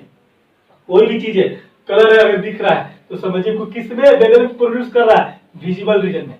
और विजिबल रीजन में ही तो हमें कोई चीज दिखाई देती है, तो विजिबल रीजन में प्रोड्यूस करता है कलर, जिसको हम देख पाते हैं, ठीक ना। तो ये रीजन होता है डीडी ट्रांजिशन का, ठीक ना। डीडी ट्रांजिशन का मतलब क्या होता है कि जब भी कोई हमारा डिजेनरेट डी ऑर्बिटल है, एक्साइटेड हुआ, दो अलग अलग सेट ऑफ ऑर्बिटल में स्प्लिट कर जाता है, टूट जाता है। Unpaired electron lower energy level में है, ये लाइट से एनर्जी गेन करके एक्साइटेड होता है, और एक्साइट होकर के हायर एनर्जी लेवल में जाता है। लेकिन हायर एनर्जी लेवल में जाने के बाद वो स्टेबल फील नहीं करता, 10⁻⁸ सेकेंड तक ही वहां पर रुकता है, और फिर फर्दर बैक टू किस में आता है, अपने लोअर एनर्जी में। जब बैक आता है, हायर से लोअर में आता है, एनर्जी लिबरेट करता है, दैट एनर्जी E बराबर hc/λ, और लैम्डा होने की वजह से क्या करता है, कलरफुल। हर एनर्जी का, हर लाइट का क्या होता है, एक पार्टिकुलर वेवलेंथ होता है ना। हर कलर का एक वेवलेंथ होता है, विजुअल, वायलेट हो गया, इंडिगो हो गया, है ना, ब्लू हो गया, रेड हो गया, ग्रीन हो गया, येलो हो गया, सब जितने भी हैं उनके अलग अलग क्या है, एक वेवलेंथ है। तो अलग अलग वेवलेंथ के कोरस्पॉन्डिंग क्या करते हैं, वो कलर प्रोड्यूस करते हैं। तो डीडी ट्रांजिशन समझा गया। तो बोलेगा कि डीडी ट्रांजिशन में क्या होता है, अनपेयर्ड इलेक्ट्रॉन होना क्या है, जरूरी है। अगर ये अनपेयर्ड इलेक्ट्रॉन नहीं होता, अगर जैसे मान ले कि यहाँ पर 1 इलेक्ट्रॉन है, 2 इलेक्ट्रॉन, 3 इलेक्ट्रॉन, यहाँ पर 4 है और यहाँ पर 5 है, ये दोनों पेयर्ड है, क्लियर है। तो पेयर्ड है तो क्या ये ट्रांजिशन में पार्टिसिपेट करेगा, नहीं। ये पार्टिसिपेट करेगा, नहीं। क्यों, क्योंकि ये क्या है, सब पेयर्ड है। ये वाला जो अनपेयर्ड है, यही जाकर के क्या करता है, डीडी ट्रांजिशन में पार्टिसिपेट करेगा। तो सिंपल भाषा में अगर कोई बोले कि डी ब्लॉक का एलिमेंट कलर साल्ट का फॉर्मेशन क्यों करता है, बोलिएगा डीडी ट्रांजिशन होता है। कोई बोलेगा कि डीडी ट्रांजिशन होने से क्या मतलब है भाई, अब डीडी ट्रांजिशन तुम बताओगे इतना एक्सप्लेन करके नहीं, वहां पर सीधा बोल देना एक बात कि अनपेयर्ड इलेक्ट्रॉन होता है डी ऑर्बिटल के केस में, और वही अनपेयर्ड इलेक्ट्रॉन डीडी ट्रांजिशन में पार्टिसिपेट करता है, जिसकी वजह से वो कलर प्रोड्यूस करता है। अगर बोल दिया बंदा कि डीडी ट्रांजिशन को एक्सप्लेन करो, तो बोलिएगा कि जो भी डीजेनरेट डी ऑर्बिटल्स होते हैं, डीजेनरेट का भी मतलब मैंने समझाया है, एनर्जी सबका यहाँ पर क्या है, बराबर है। इस पॉइंट को बैरी सेंटर बोलते हैं, बैरी सेंटर पर सब ऑर्बिटल की एनर्जी क्या है, बराबर है। जैसे ही एक्साइटेड स्टेट में आएगा, दो सेट्स ऑफ ऑर्बिटल में स्प्लिट कर जाता है, टूट जाता है, जिसकी वजह से क्या होता है, एक लोअर ऑर्बिटल, लोअर एनर्जी का ऑर्बिटल, एक हायर एनर्जी का ऑर्बिटल बनता है। इलेक्ट्रॉन लोअर ऑर्बिटल में जो अनपेयर्ड कंडीशन में है, वो अनपेयर्ड इलेक्ट्रॉन लाइट एनर्जी को गेन करके एक्साइटेड होता है, और उस एनर्जी को एब्जॉर्ब करके, लाइट एनर्जी को एब्जॉर्ब करके अपने हायर एनर्जी लेवल में पहुंचता है। वहां पर इलेक्ट्रॉन अपने आप को अनस्टेबल फील करता है, वहां पर स्टेबल नहीं है, 10⁻⁻8 सेकेंड तक ही रुक पाता है, और वहां से फर्दर बैक टू क्या, लोअर एनर्जी। लौटते समय बहुत सारा एनर्जी रिलीज करता है इन the form of photon, that is E बराबर hc बाई लेमडा। और यही लेमडा जो है एनर्जी क्या करता है, एनर्जी का कारण बन जाता है, मतलब एनर्जी रिलीज करेगा। अलग अलग लाइट क्या एक प्रकार की एनर्जी है, ये भी निकलेगा तो लाइट के फॉर्म में एनर्जी निकलेगा, उसमें बहुत सारा कलर है, तो डिफरेंट डिफरेंट वैल्यू होगा, तो डिफरेंट डिफरेंट क्या करेंगे, स्पेक्ट्रम की मदद से उसको हम लोग कलर क्या कर लेंगे, सेट कर लेंगे, देख लिया जाएगा।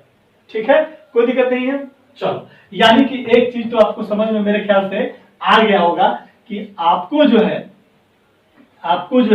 क्या बोलते हैं कि भाई अगर कोई डी ब्लॉक एलिमेंट है, अगर वो कलर्ड साल्ट बनाता है, इसका मतलब उसके लिए उसके पास अनपेयर्ड इलेक्ट्रॉन का होना बहुत जरूरी है।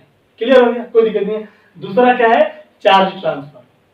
चार्ज ट्रांसफर क्या है, एक चीज तो तुमने क्लियर किया कि अनपेयर्ड इलेक्ट्रॉन होगा, क्या होगा, अनपेयर्ड इलेक्ट्रॉन होगा, अनपेयर्ड इलेक्ट्रॉन होना चाहिए। किसके लिए बाबू, फॉर कलर के लिए, फॉर कलर के लिए। अगर कलर कोई बनाता है तो उसके लिए क्या होना चाहिए, अनपेयर्ड इलेक्ट्रॉन होना चाहिए।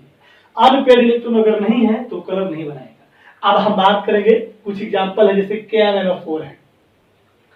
अब KMnO4 में डी ब्लॉक तेरा कौन सा है, पोटेशियम तो तेरा डी ब्लॉक है नहीं, ऑक्सीजन तो तेरा एसिड नॉन मेटल है, तो है कौन सा, Mn। और Mn की अगर बात करें तो यहाँ पर Mn कितने ऑक्सीडेशन स्टेट में, +7 स्टेट में।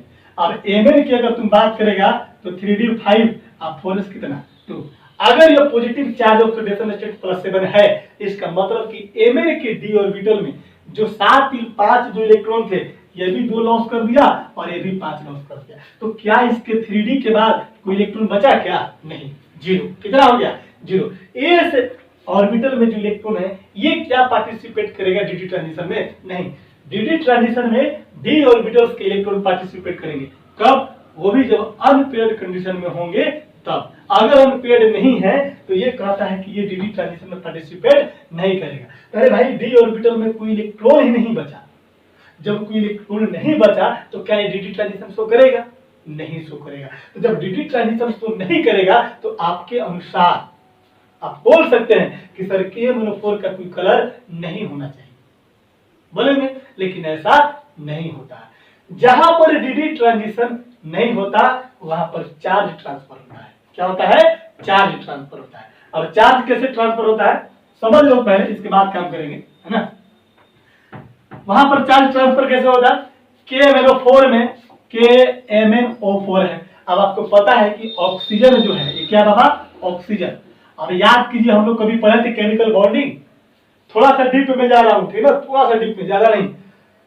ऑक्सीजन, और ऑक्सीजन जो होता है कैसा होता है, पैरामैग्नेटिक, याद करो। और पैरामैग्नेटिक कोई भी होता है किसकी वजह से, अनपेयर्ड इलेक्ट्रॉन की वजह से। MOT molecular orbital theory, chemical bonding में बड़ा अच्छा से पढ़ा था मैं। MOT की वजह से, MOT ने एक्सप्लेन किया था कि ऑक्सीजन जो होता है कैसा होता है, पैरामैग्नेटिक होता है। और पैरामैग्नेटिक क्यों होता है ये आपको पता है, due to presence of unpaired electron. अब यहाँ पर जब अनपेयर्ड इलेक्ट्रॉन है और यहाँ पर Mn है, और Mn पर आप ऑलरेडी जानते हैं +7 चार्ज है, पॉजिटिव चार्ज है। एक तो डी ब्लॉक एलिमेंट है, साइज क्या होगा, लेफ्ट से राइट जाएंगे, साइज डिक्रीज करते जाता है। पढ़ेंगे, ट्रेंड भी पढ़ेंगे हम लोग, साइज के बारे में भी टेंशन नहीं लेना है। तो जब लेफ्ट एस ब्लॉक से लेकर के पी ब्लॉक पे जाते हैं तो लेफ्ट राइट जाते हैं तो साइज डिक्रीज करता है। एक तो साइज डिक्रीज किया, ऊपर तो तेरे पास पॉजिटिव चार्ज है। आप ये भी पढ़ो कि सर केटायन का साइज सबसे छोटा विद रिस्पेक्ट टू न्यूट्रल और ये हमारा एनायन के रिस्पेक्ट में। तो एक तो भैया लेफ्ट से राइट जाओगे तो साइज ऐसे ही छोटा, दूसरा चीज कि भैया इस पर पॉजिटिव चार्ज है तो और साइज छोटा हो जाएगा। अब जैसे ही और साइज छोटा यानी कि यहाँ पर प्रोटॉन की संख्या ज्यादा है, मैंने पॉजिटिव चार्ज ज्यादा सराउंड कर रहा है इलेक्ट्रॉन के रिस्पेक्ट में, और यहाँ पर ऑक्सीजन है, मोर इलेक्ट्रोनेगेटिव एलिमेंट है, ये क्या करेगा, जो इसके पास इलेक्ट्रॉन बचता है वो क्या करता है कि वो इलेक्ट्रॉन इसको ट्रांसफर कर देता है। कहां पर, इसके डी ऑर्बिटल्स में। कहां पर बाबू, इसके डी ऑर्बिटल में इलेक्ट्रॉन को क्या करता है, ट्रांसफर कर देता है। अब यहां से इलेक्ट्रॉन ट्रांसफर किया, यहां पर आया डी ऑर्बिटल में, डी ऑर्बिटल में आएगा, फिर ये डी ट्रांजिशन करेगा।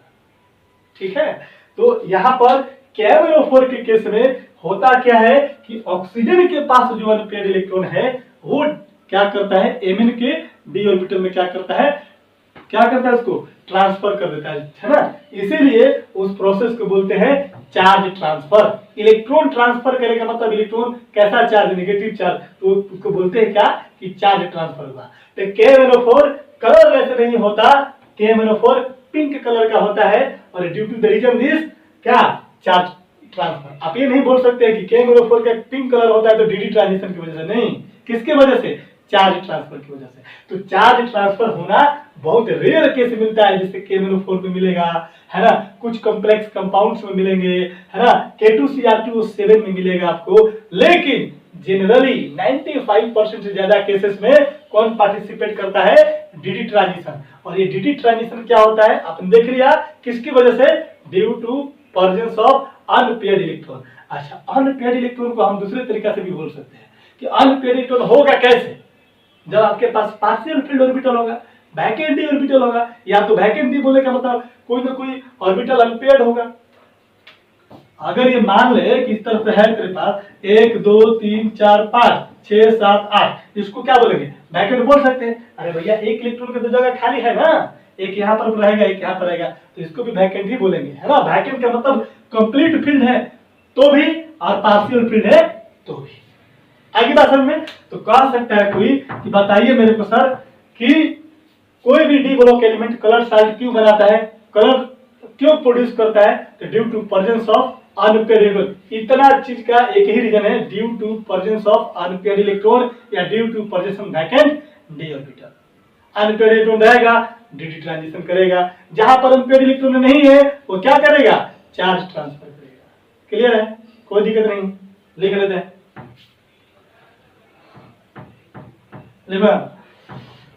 It is due to mainly two reason, कौन सा, एक डी ट्रांजिशन और दूसरा क्या बाबू, चार्ज ट्रांसफर। अब लिखो यहाँ पर कि डी ट्रांजिशन क्या होता है, लिखेंगे डी ट्रांजिशन, लिखेंगे it is the transition of, transition बगल लिख दिया transfer, transfer of D unpaired electron, unpaired electron from unpaired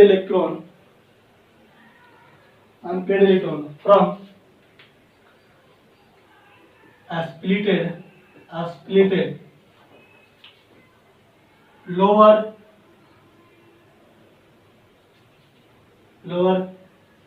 energy d orbital to higher energy d orbital is called dd transition। ठीक है, इट इज द ट्रांजिशन मतलब transfer of unpaired electron, क्या बाबू, unpaired electron from splitted मतलब टूटा, वैसे हम दिखाया था आपको, splitted lower energy d orbital to higher energy d orbital is called क्या, डी ट्रांजिशन। ठीक है ना, जल्दी करो, यहाँ लिखवा दूं क्या, तो यहाँ लिखेंगे कि the unpaired electron goes from higher energy d orbital are not stable and get soon, माने जल्दी से get soon back to lower D energy level orbital. During this process, during this transition, the energy will be released. इतना लिखो, energy will be released. उसके आगे भी लिखवाता हूं, जल्दी करो, स्क्रीनशॉट लो जल्दी से। हो गया?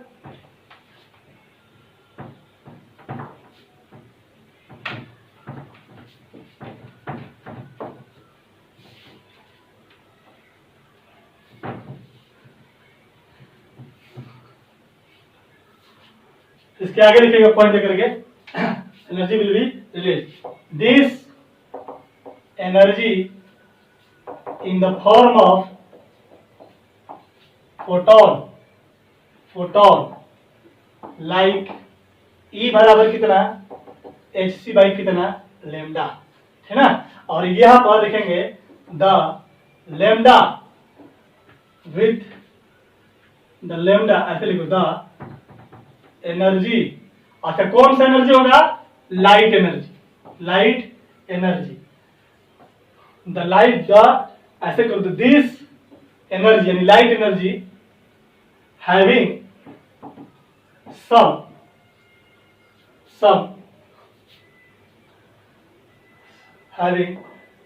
some wavelength which are fall in visible region, किसे में लाई करेगा, विजिबल रीजन में। कोई भी कलर दिखाई दे रहा है, कोई भी चीज, अगर मैं आपको देख रहा हूँ, आप मेरे को देख रहे हो, इसका मतलब कि क्या हो रहा है, लाइट रिफ्लेक्ट कर रहा है। अगर आप मेरे को देख रहे हो, यानी कि मेरे से लाइट आपकी तरफ जा रहा है, तभी आप मेरे को देख रहे हो। अंधेरे में आप मेरे को नहीं देख पाओगे, क्यों? क्योंकि अंधेरे में कोई एनर्जी लिबरेट नहीं कर पाएगा, कोई वेवलेंथ आपको नजर नहीं आएगा, ठीक ना। तो क्या होता है कि एक वेवलेंथ होता है जो फिक्स्ड वेवलेंथ होता है, ठीक ना। सम फिक्स्ड कर दो, ज्यादा some fixed wavelength which are fall का मतलब गिरना, इन विजिबल रीजन, है ना। विच यहीं पर करो, which are produce in the form of colour, बगल में ना स्पेक्ट्रम, है ना, स्पेक्ट्रा कर दो, ठीक है। स्पेक्ट्रम प्लूरल हो जाएगा, स्पेक्ट्रा सिंगल वर्ड है, ठीक है ना। तो कलर के रूप में क्या करता है, वही चीज हमें दिखाई देता है, ठीक है। ओवरऑल क्या देखा आप लोगों ने, यहाँ पर स्टार देकर के लिख देता हूं, दैट इज कह सकते हैं रिजल्ट फाइनली क्या होगा कि for any D block element so colour show करता है, कलर्ड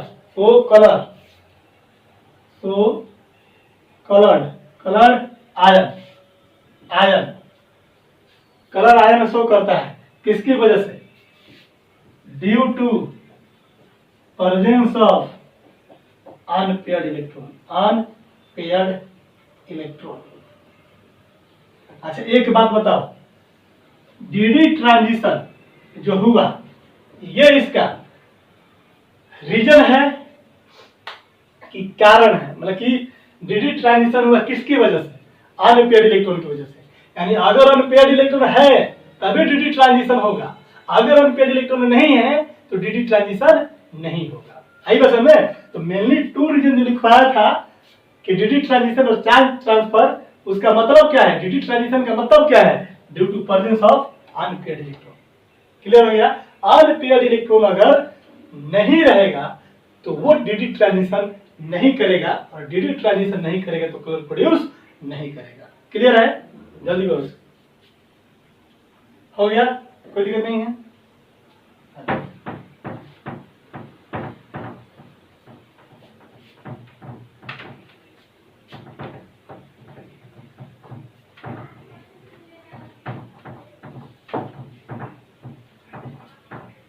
याद रखना, मेन चीज जो घेर के लिखवाया थे खोपचा में वही याद रखना है, ठीक ना।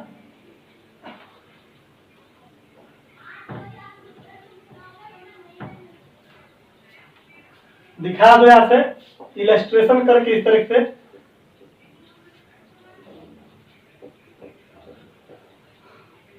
एक दो तीन चार पांच, ये टूट गया इधर में, इसको बोलेंगे इजी ऑर्बिटल। ये 3 पार्ट टूटेगा, इसको बोलेंगे T2G। ये हो गया हायर एनर्जी लेवल, है ना। ये हो गया लोअर एनर्जी लेवल। यहाँ पर मैं दिखा रहा हूं, है ना, यहाँ पर कोई अनपेयर्ड इलेक्ट्रॉन है ना। ये इलेक्ट्रॉन एक्चुअली में यहाँ पर है, टूट गया तो इधर आ गया, इधर चला गया, ठीक है। अब यहाँ से क्या होता है, देखो यहाँ पर लाइट है ना। ये लाइट क्या करेगा, यहाँ पर गिरा इस इलेक्ट्रॉन पे, ये इलेक्ट्रॉन क्या किया, एक्साइटेड हुआ, एक्साइटेड होकर के इसमें चला गया, है ना। इसी को बोलते हैं लोअर से हायर गया। ये क्या कहता है, नॉट स्टेबल, नॉट स्टेबल। ये फर्दर क्या करेगा, बैक हो जाएगा इसमें। बैक होते समय ड्यूरिंग बैक टू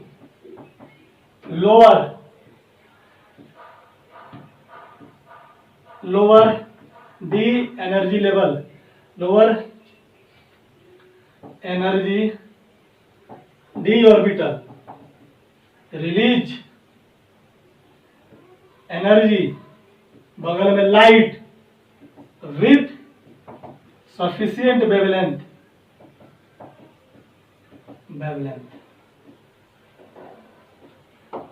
आई बात समझ में ना, कोई दिक्कत नहीं है। इसी को हम लोग बोलते हैं, यहां से लेकर के यहां तक प्रोसेस को बोलेगा, इसी प्रोसेस को क्या बोलते हैं, डीडी ट्रांजिशन बोलते हैं, ठीक है। क्या मिला,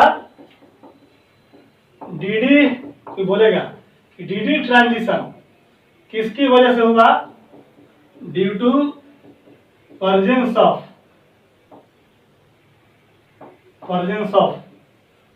अनपेयर्ड इलेक्ट्रॉन, आई बात समझ में, कोई दिक्कत नहीं है। चलो, और यहां पर अनपेयर्ड इलेक्ट्रॉन होगा वो क्या देगा, कलर प्रोड्यूस कर देगा आपका। नोट करो, ये लिखना नहीं है बोर्ड के एग्जाम में, ठीक ना। आप बोर्ड में पूछेगा नहीं, बोर्ड में सिर्फ यही पूछेगा कि colour compound sorry D block element के कलर सारे प्रोड्यूस क्यों करते हैं, तो ड्यू टू डीडी ट्रांजिशन लिख दीजिएगा ना। उससे भी कुछ नहीं समझता, due to presence of vacant unpaired electron, vacant D orbital in which unpaired electrons are present. That is कह सकते हैं कि कोई भी डी ब्लॉक एलिमेंट है, अगर वो कलर प्रोड्यूस कर रहा है तो उसके पास अनपेयर्ड इलेक्ट्रॉन का होना जरूरी है। अब अनपेयर्ड क्यों होगा, कैसे होगा, क्या होता है, ये सारा मैं बता दिया, ठीक है। नोट करो, आगे बढ़े, चलिए एकदम नोट करना कॉपी एकदम बढ़िया से, ठीक ना, मिस नहीं होना चाहिए।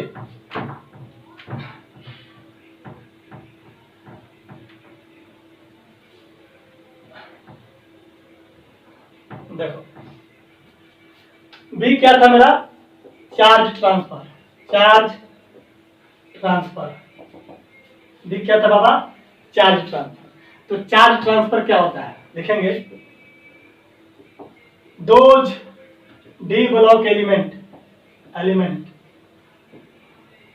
which are not having unpaired electron, are not going DD transition,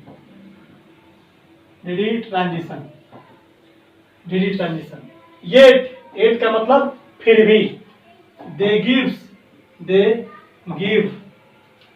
color due to charge transfer,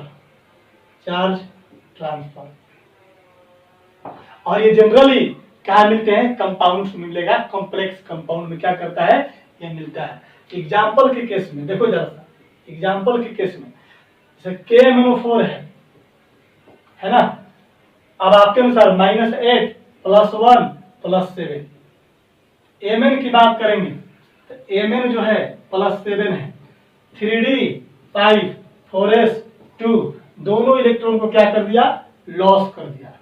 तो इसके पास 3d कितना 0, 4s कितना 0, हमें इससे मतलब है नहीं, हमको किससे मतलब है, इससे मतलब है। तो यहां पर मैंने देखा कि d में कोई अनपेयर्ड इलेक्ट्रॉन नहीं है। तो ऐसे केस में क्या होता है, MnO4 में क्या प्रेजेंट है, ऑक्सीजन प्रेजेंट है। ऑक्सीजन कैसा है, 2- है, कैसा है, अनपेयर्ड इलेक्ट्रॉन पैरामैग्नेटिक होता है, पैरामैग्नेटिक है किसकी वजह से, अनपेयर्ड इलेक्ट्रॉन की वजह से। ये अपना अनपेयर्ड इलेक्ट्रॉन, सिंगल इलेक्ट्रॉन क्या करता है, ये ट्रांसफर कर देता है किसमें, कोई भी d ऑर्बिटल में, है ना, कोई भी, मतलब ऐसे तो यहां से होना चाहिए, ठीक है ना, यहां से मैं दिखा देता हूं, कोई दिक्कत नहीं, कहीं भी सबका एनर्जी सेम है, कहीं भी दिखा सकते हो, ठीक है, कोई दिक्कत नहीं, कहीं लिख लो। इसी को हम लोग बोलते हैं, यही प्रोसेस को क्या बोलते हैं, चार्ज ट्रांसफर बोलते हैं। क्या बोलते हैं, चार्ज ट्रांसफर बोलते हैं।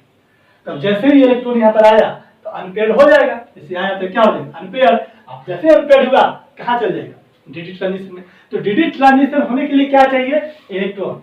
अब नहीं है तो कहां से आया, चार्ज ट्रांसफर की वजह से। कहां से, चार्ज ट्रांसफर की वजह से।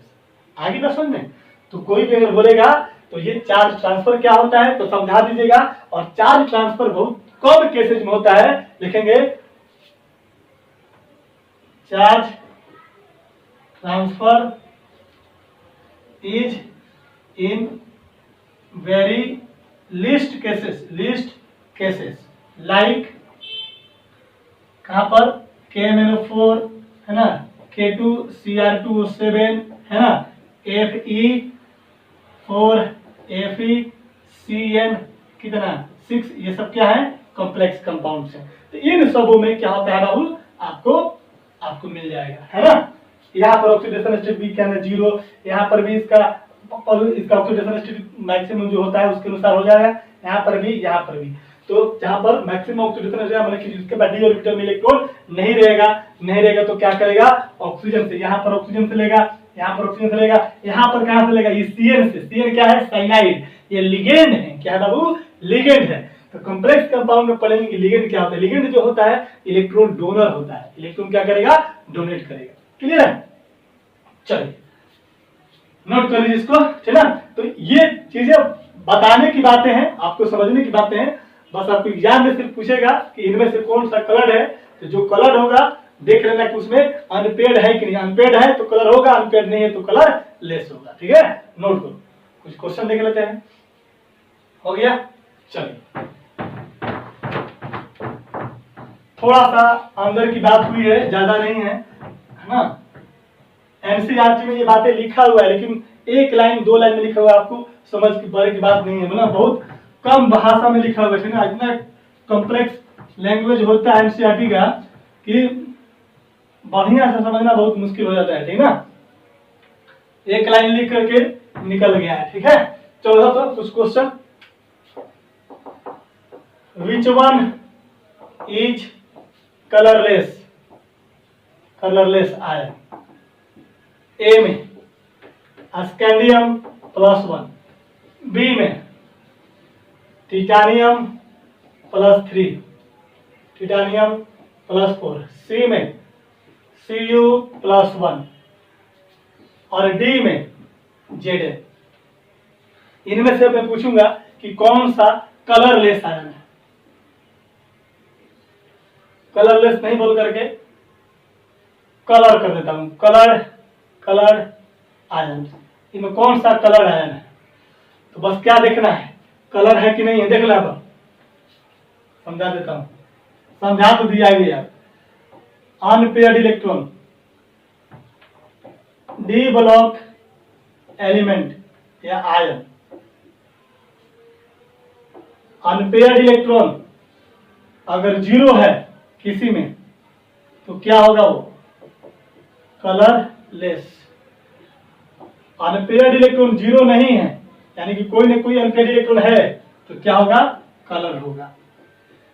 तो आपको इलेक्ट्रॉनिक कॉन्फ़िगरेशन लिखने आता है, और इलेक्ट्रॉनिक कॉन्फ़िगरेशन लिखता आता है, ऑर्बिटल डायग्राम भी बनाने आता है, और ऑर्बिटल डायग्राम नहीं भी बनाते हैं तो मैंने लिखवा दिया था D1 में अनपेयर्ड इलेक्ट्रॉन कितना, D2 में, D3 में, D4 में, D5 में बता दिया।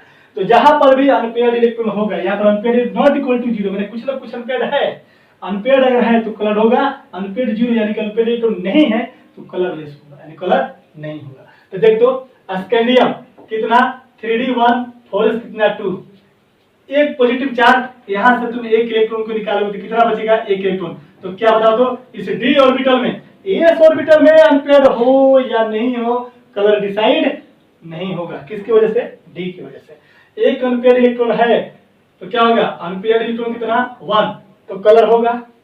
टिटानियम 4 22 होता है तो यहाँ पर कितना हो जाएगा 3D2, और फॉरेस्ट कितना 2, 4 इलेक्ट्रॉन है, देख दो, 2 यहां से लॉस किया, 2 यहां से लिखता, 3D में कितना 0, कोई अनपेयर्ड इलेक्ट्रॉन है क्या, कोई अनपेयर्ड इलेक्ट्रॉन नहीं है, अनपेयर्ड इलेक्ट्रॉन कितना 0, ठीक है।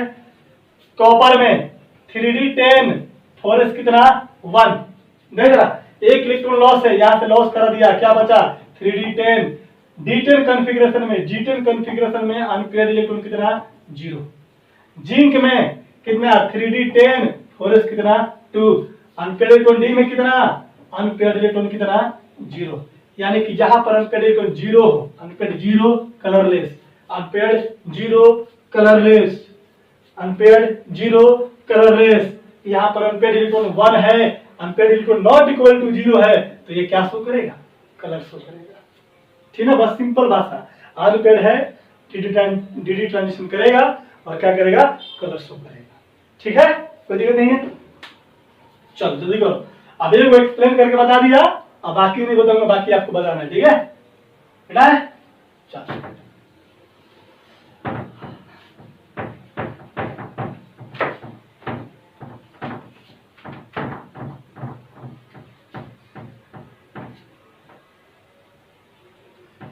क्वेश्चन को जरा सा 2-3 क्वेश्चन फटाफट कर लो। Which one is forming color salt? Which one is forming colored salt? कौन कलर साल्ट बनाएगा? ए में स्कैंडियम 3+, बी में जिंक, सी में Zn2+, डी में कलरलेस है, कलरलेस, डी में ऑल है, कलरलेस साल्ट, ठीक है। दूसरा question, which one form colour salt, which one form colour salt, option A में स्कैंडियम, टिटानियम, क्रोमियम, डी में एल्युमिनियम, सॉरी ऑल है ना, ALL। क्वेश्चन है विच one is colourless, which one is colourless, कौन colourless है? ए में स्कैंडियम 3+, बी में Ti+4 है ना, सी में वेनेडियम +5 है ना, और डी में ऑल। क्वेश्चन है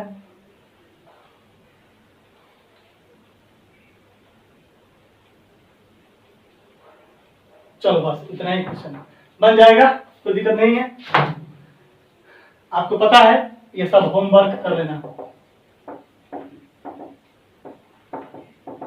सबको बनाने का एक ही तरीका, क्या, चेक अनपेयर्ड इलेक्ट्रॉन, अगर 0 तो कलरलेस, नॉट 0 तो क्या देगा, कलर। चलिए आगे बात समझ में कोई दिक्कत नहीं है। तो ये था आपका क्या बाबा, कलर साल्ट का फॉर्मेशन करता है कौन, डी ब्लॉक एलिमेंट। कैसे करता है ये देख लिया, छोड़ देता हूँ आज, है ना, आज की कहानी यहीं तक। आज हम लोगों ने पढ़ा मेल्टिंग पॉइंट, बॉइलिंग पॉइंट क्या होता है डी ब्लॉक एलिमेंट का। इसके बाद हम लोगों ने सबसे बढ़िया टॉपिक पढ़ा, क्या बोलते हैं उसको, ऑक्सीडेशन स्टेट, फिर पढ़ा हमने सबसे इंपॉर्टेंट क्या पढ़ा बाबू, कलर चार्ट कि क्यों कलर चार्ट बनाता है। हम लोग ने प्रॉपर्टीज में देखा था 11th क्लास में कि डी ब्लॉक के एलिमेंट कलर चार्ट बनाते हैं, लेकिन क्यों बनाते हैं वहां पर एक लाइन बोल दिया गया था कि due to presence of unpaired electron, उतना ही इससे क्वेश्चन बन जाता है। लेकिन एक्सप्लेनेशन डीडी ट्रांजिशन क्या होता है, चार्ज ट्रांसफर क्या होता है, ये सारी चीजें, तो ठीक ना। तो आज की कहानी यहीं तक। संडे को टेस्ट है आप लोग का केमिस्ट्री का, याद रहे, है ना। और मैथ का लेक्चर आपको कल नहीं मिला था, उसके पीछे रीजन है सर थोड़ा बिजी हो गया, ठीक ना, इस वजह से। नेक्स्ट क्लास जाएगा लेक्चर आपका, है ना, यानी कि सैटरडे को लेक्चर मिलेंगे आपको, ठीक है ना, टेंशन लेने की जरूरत नहीं है। तैयारी कीजिए, मन लगा कि भाई मेरे पढ़ लिख करके, है ना, क्योंकि एग्जाम भी अब आ गया है सर पर, ठीक ना, और बहुत मेहनत भी करना है आप सभी लोगों को, हम सभी लोगों को मेहनत करना है, आपको भी, मेरे को भी, है ना, सारे टीचर लोग को मेहनत करना है। बढ़िया से पढ़िए और जितना होते जा रहा है कमांड करते जाना है, ठीक है, छोड़ना नहीं, एकदम पूरा एकदम दिमाग में एकदम सेट हो जाना चाहिए, ठीक ना। एक बार में वीडियो नहीं क्लियर है, दूसरा बार रिपीट करके देखो, तीसरा बार रिपीट करके देखो, ठीक है ना, बार बार रिपीट करके देखो, सारा चीज क्लियर हो जाएगा। और कोई नया अजूबा चीज नहीं बताया जा रहा है, प्रीवियस ईयर में जो पढ़े हम लोग 11th में, उसी के आधार पर सारा टर्म्स को एक्सप्लेन किया जा रहा है, ठीक है ना। अच्छा, ये हो गया, आज सैटरडे हो गया, है ना, कल पड़ जाएगा संडे, कल आप लोग का सैटरडे को टेस्ट होगा। अच्छा, दूसरी चीज ये चीज कि मंडे को और ट्यूसडे को इलेक्ट्रोकेमिस्ट्री का लेक्चर मिलेगा, ठीक है ना। अब यहाँ से कलर के ये जो प्रॉपर्टीज पढ़े डी ब्लॉक का, अब डी ब्लॉक हम लोग को कब से स्टार्ट होगा, वेडनेसडे से, बुधवार, बृहस्पतिवार, शुक्रवार और शनिवार को, ठीक है ना। तो ये 4 दिन चलेगा और हम लोग को मंडे और ट्यूसडे क्या मिलेगा, इलेक्ट्रो मिलेगा, ठीक है ना। तो इसको तैयार हो जाना चाहिए टर्म्स, ठीक है ना। चलिए मिलते हैं नेक्स्ट क्लास में, तब तक के लिए हैव अ नाइस डे।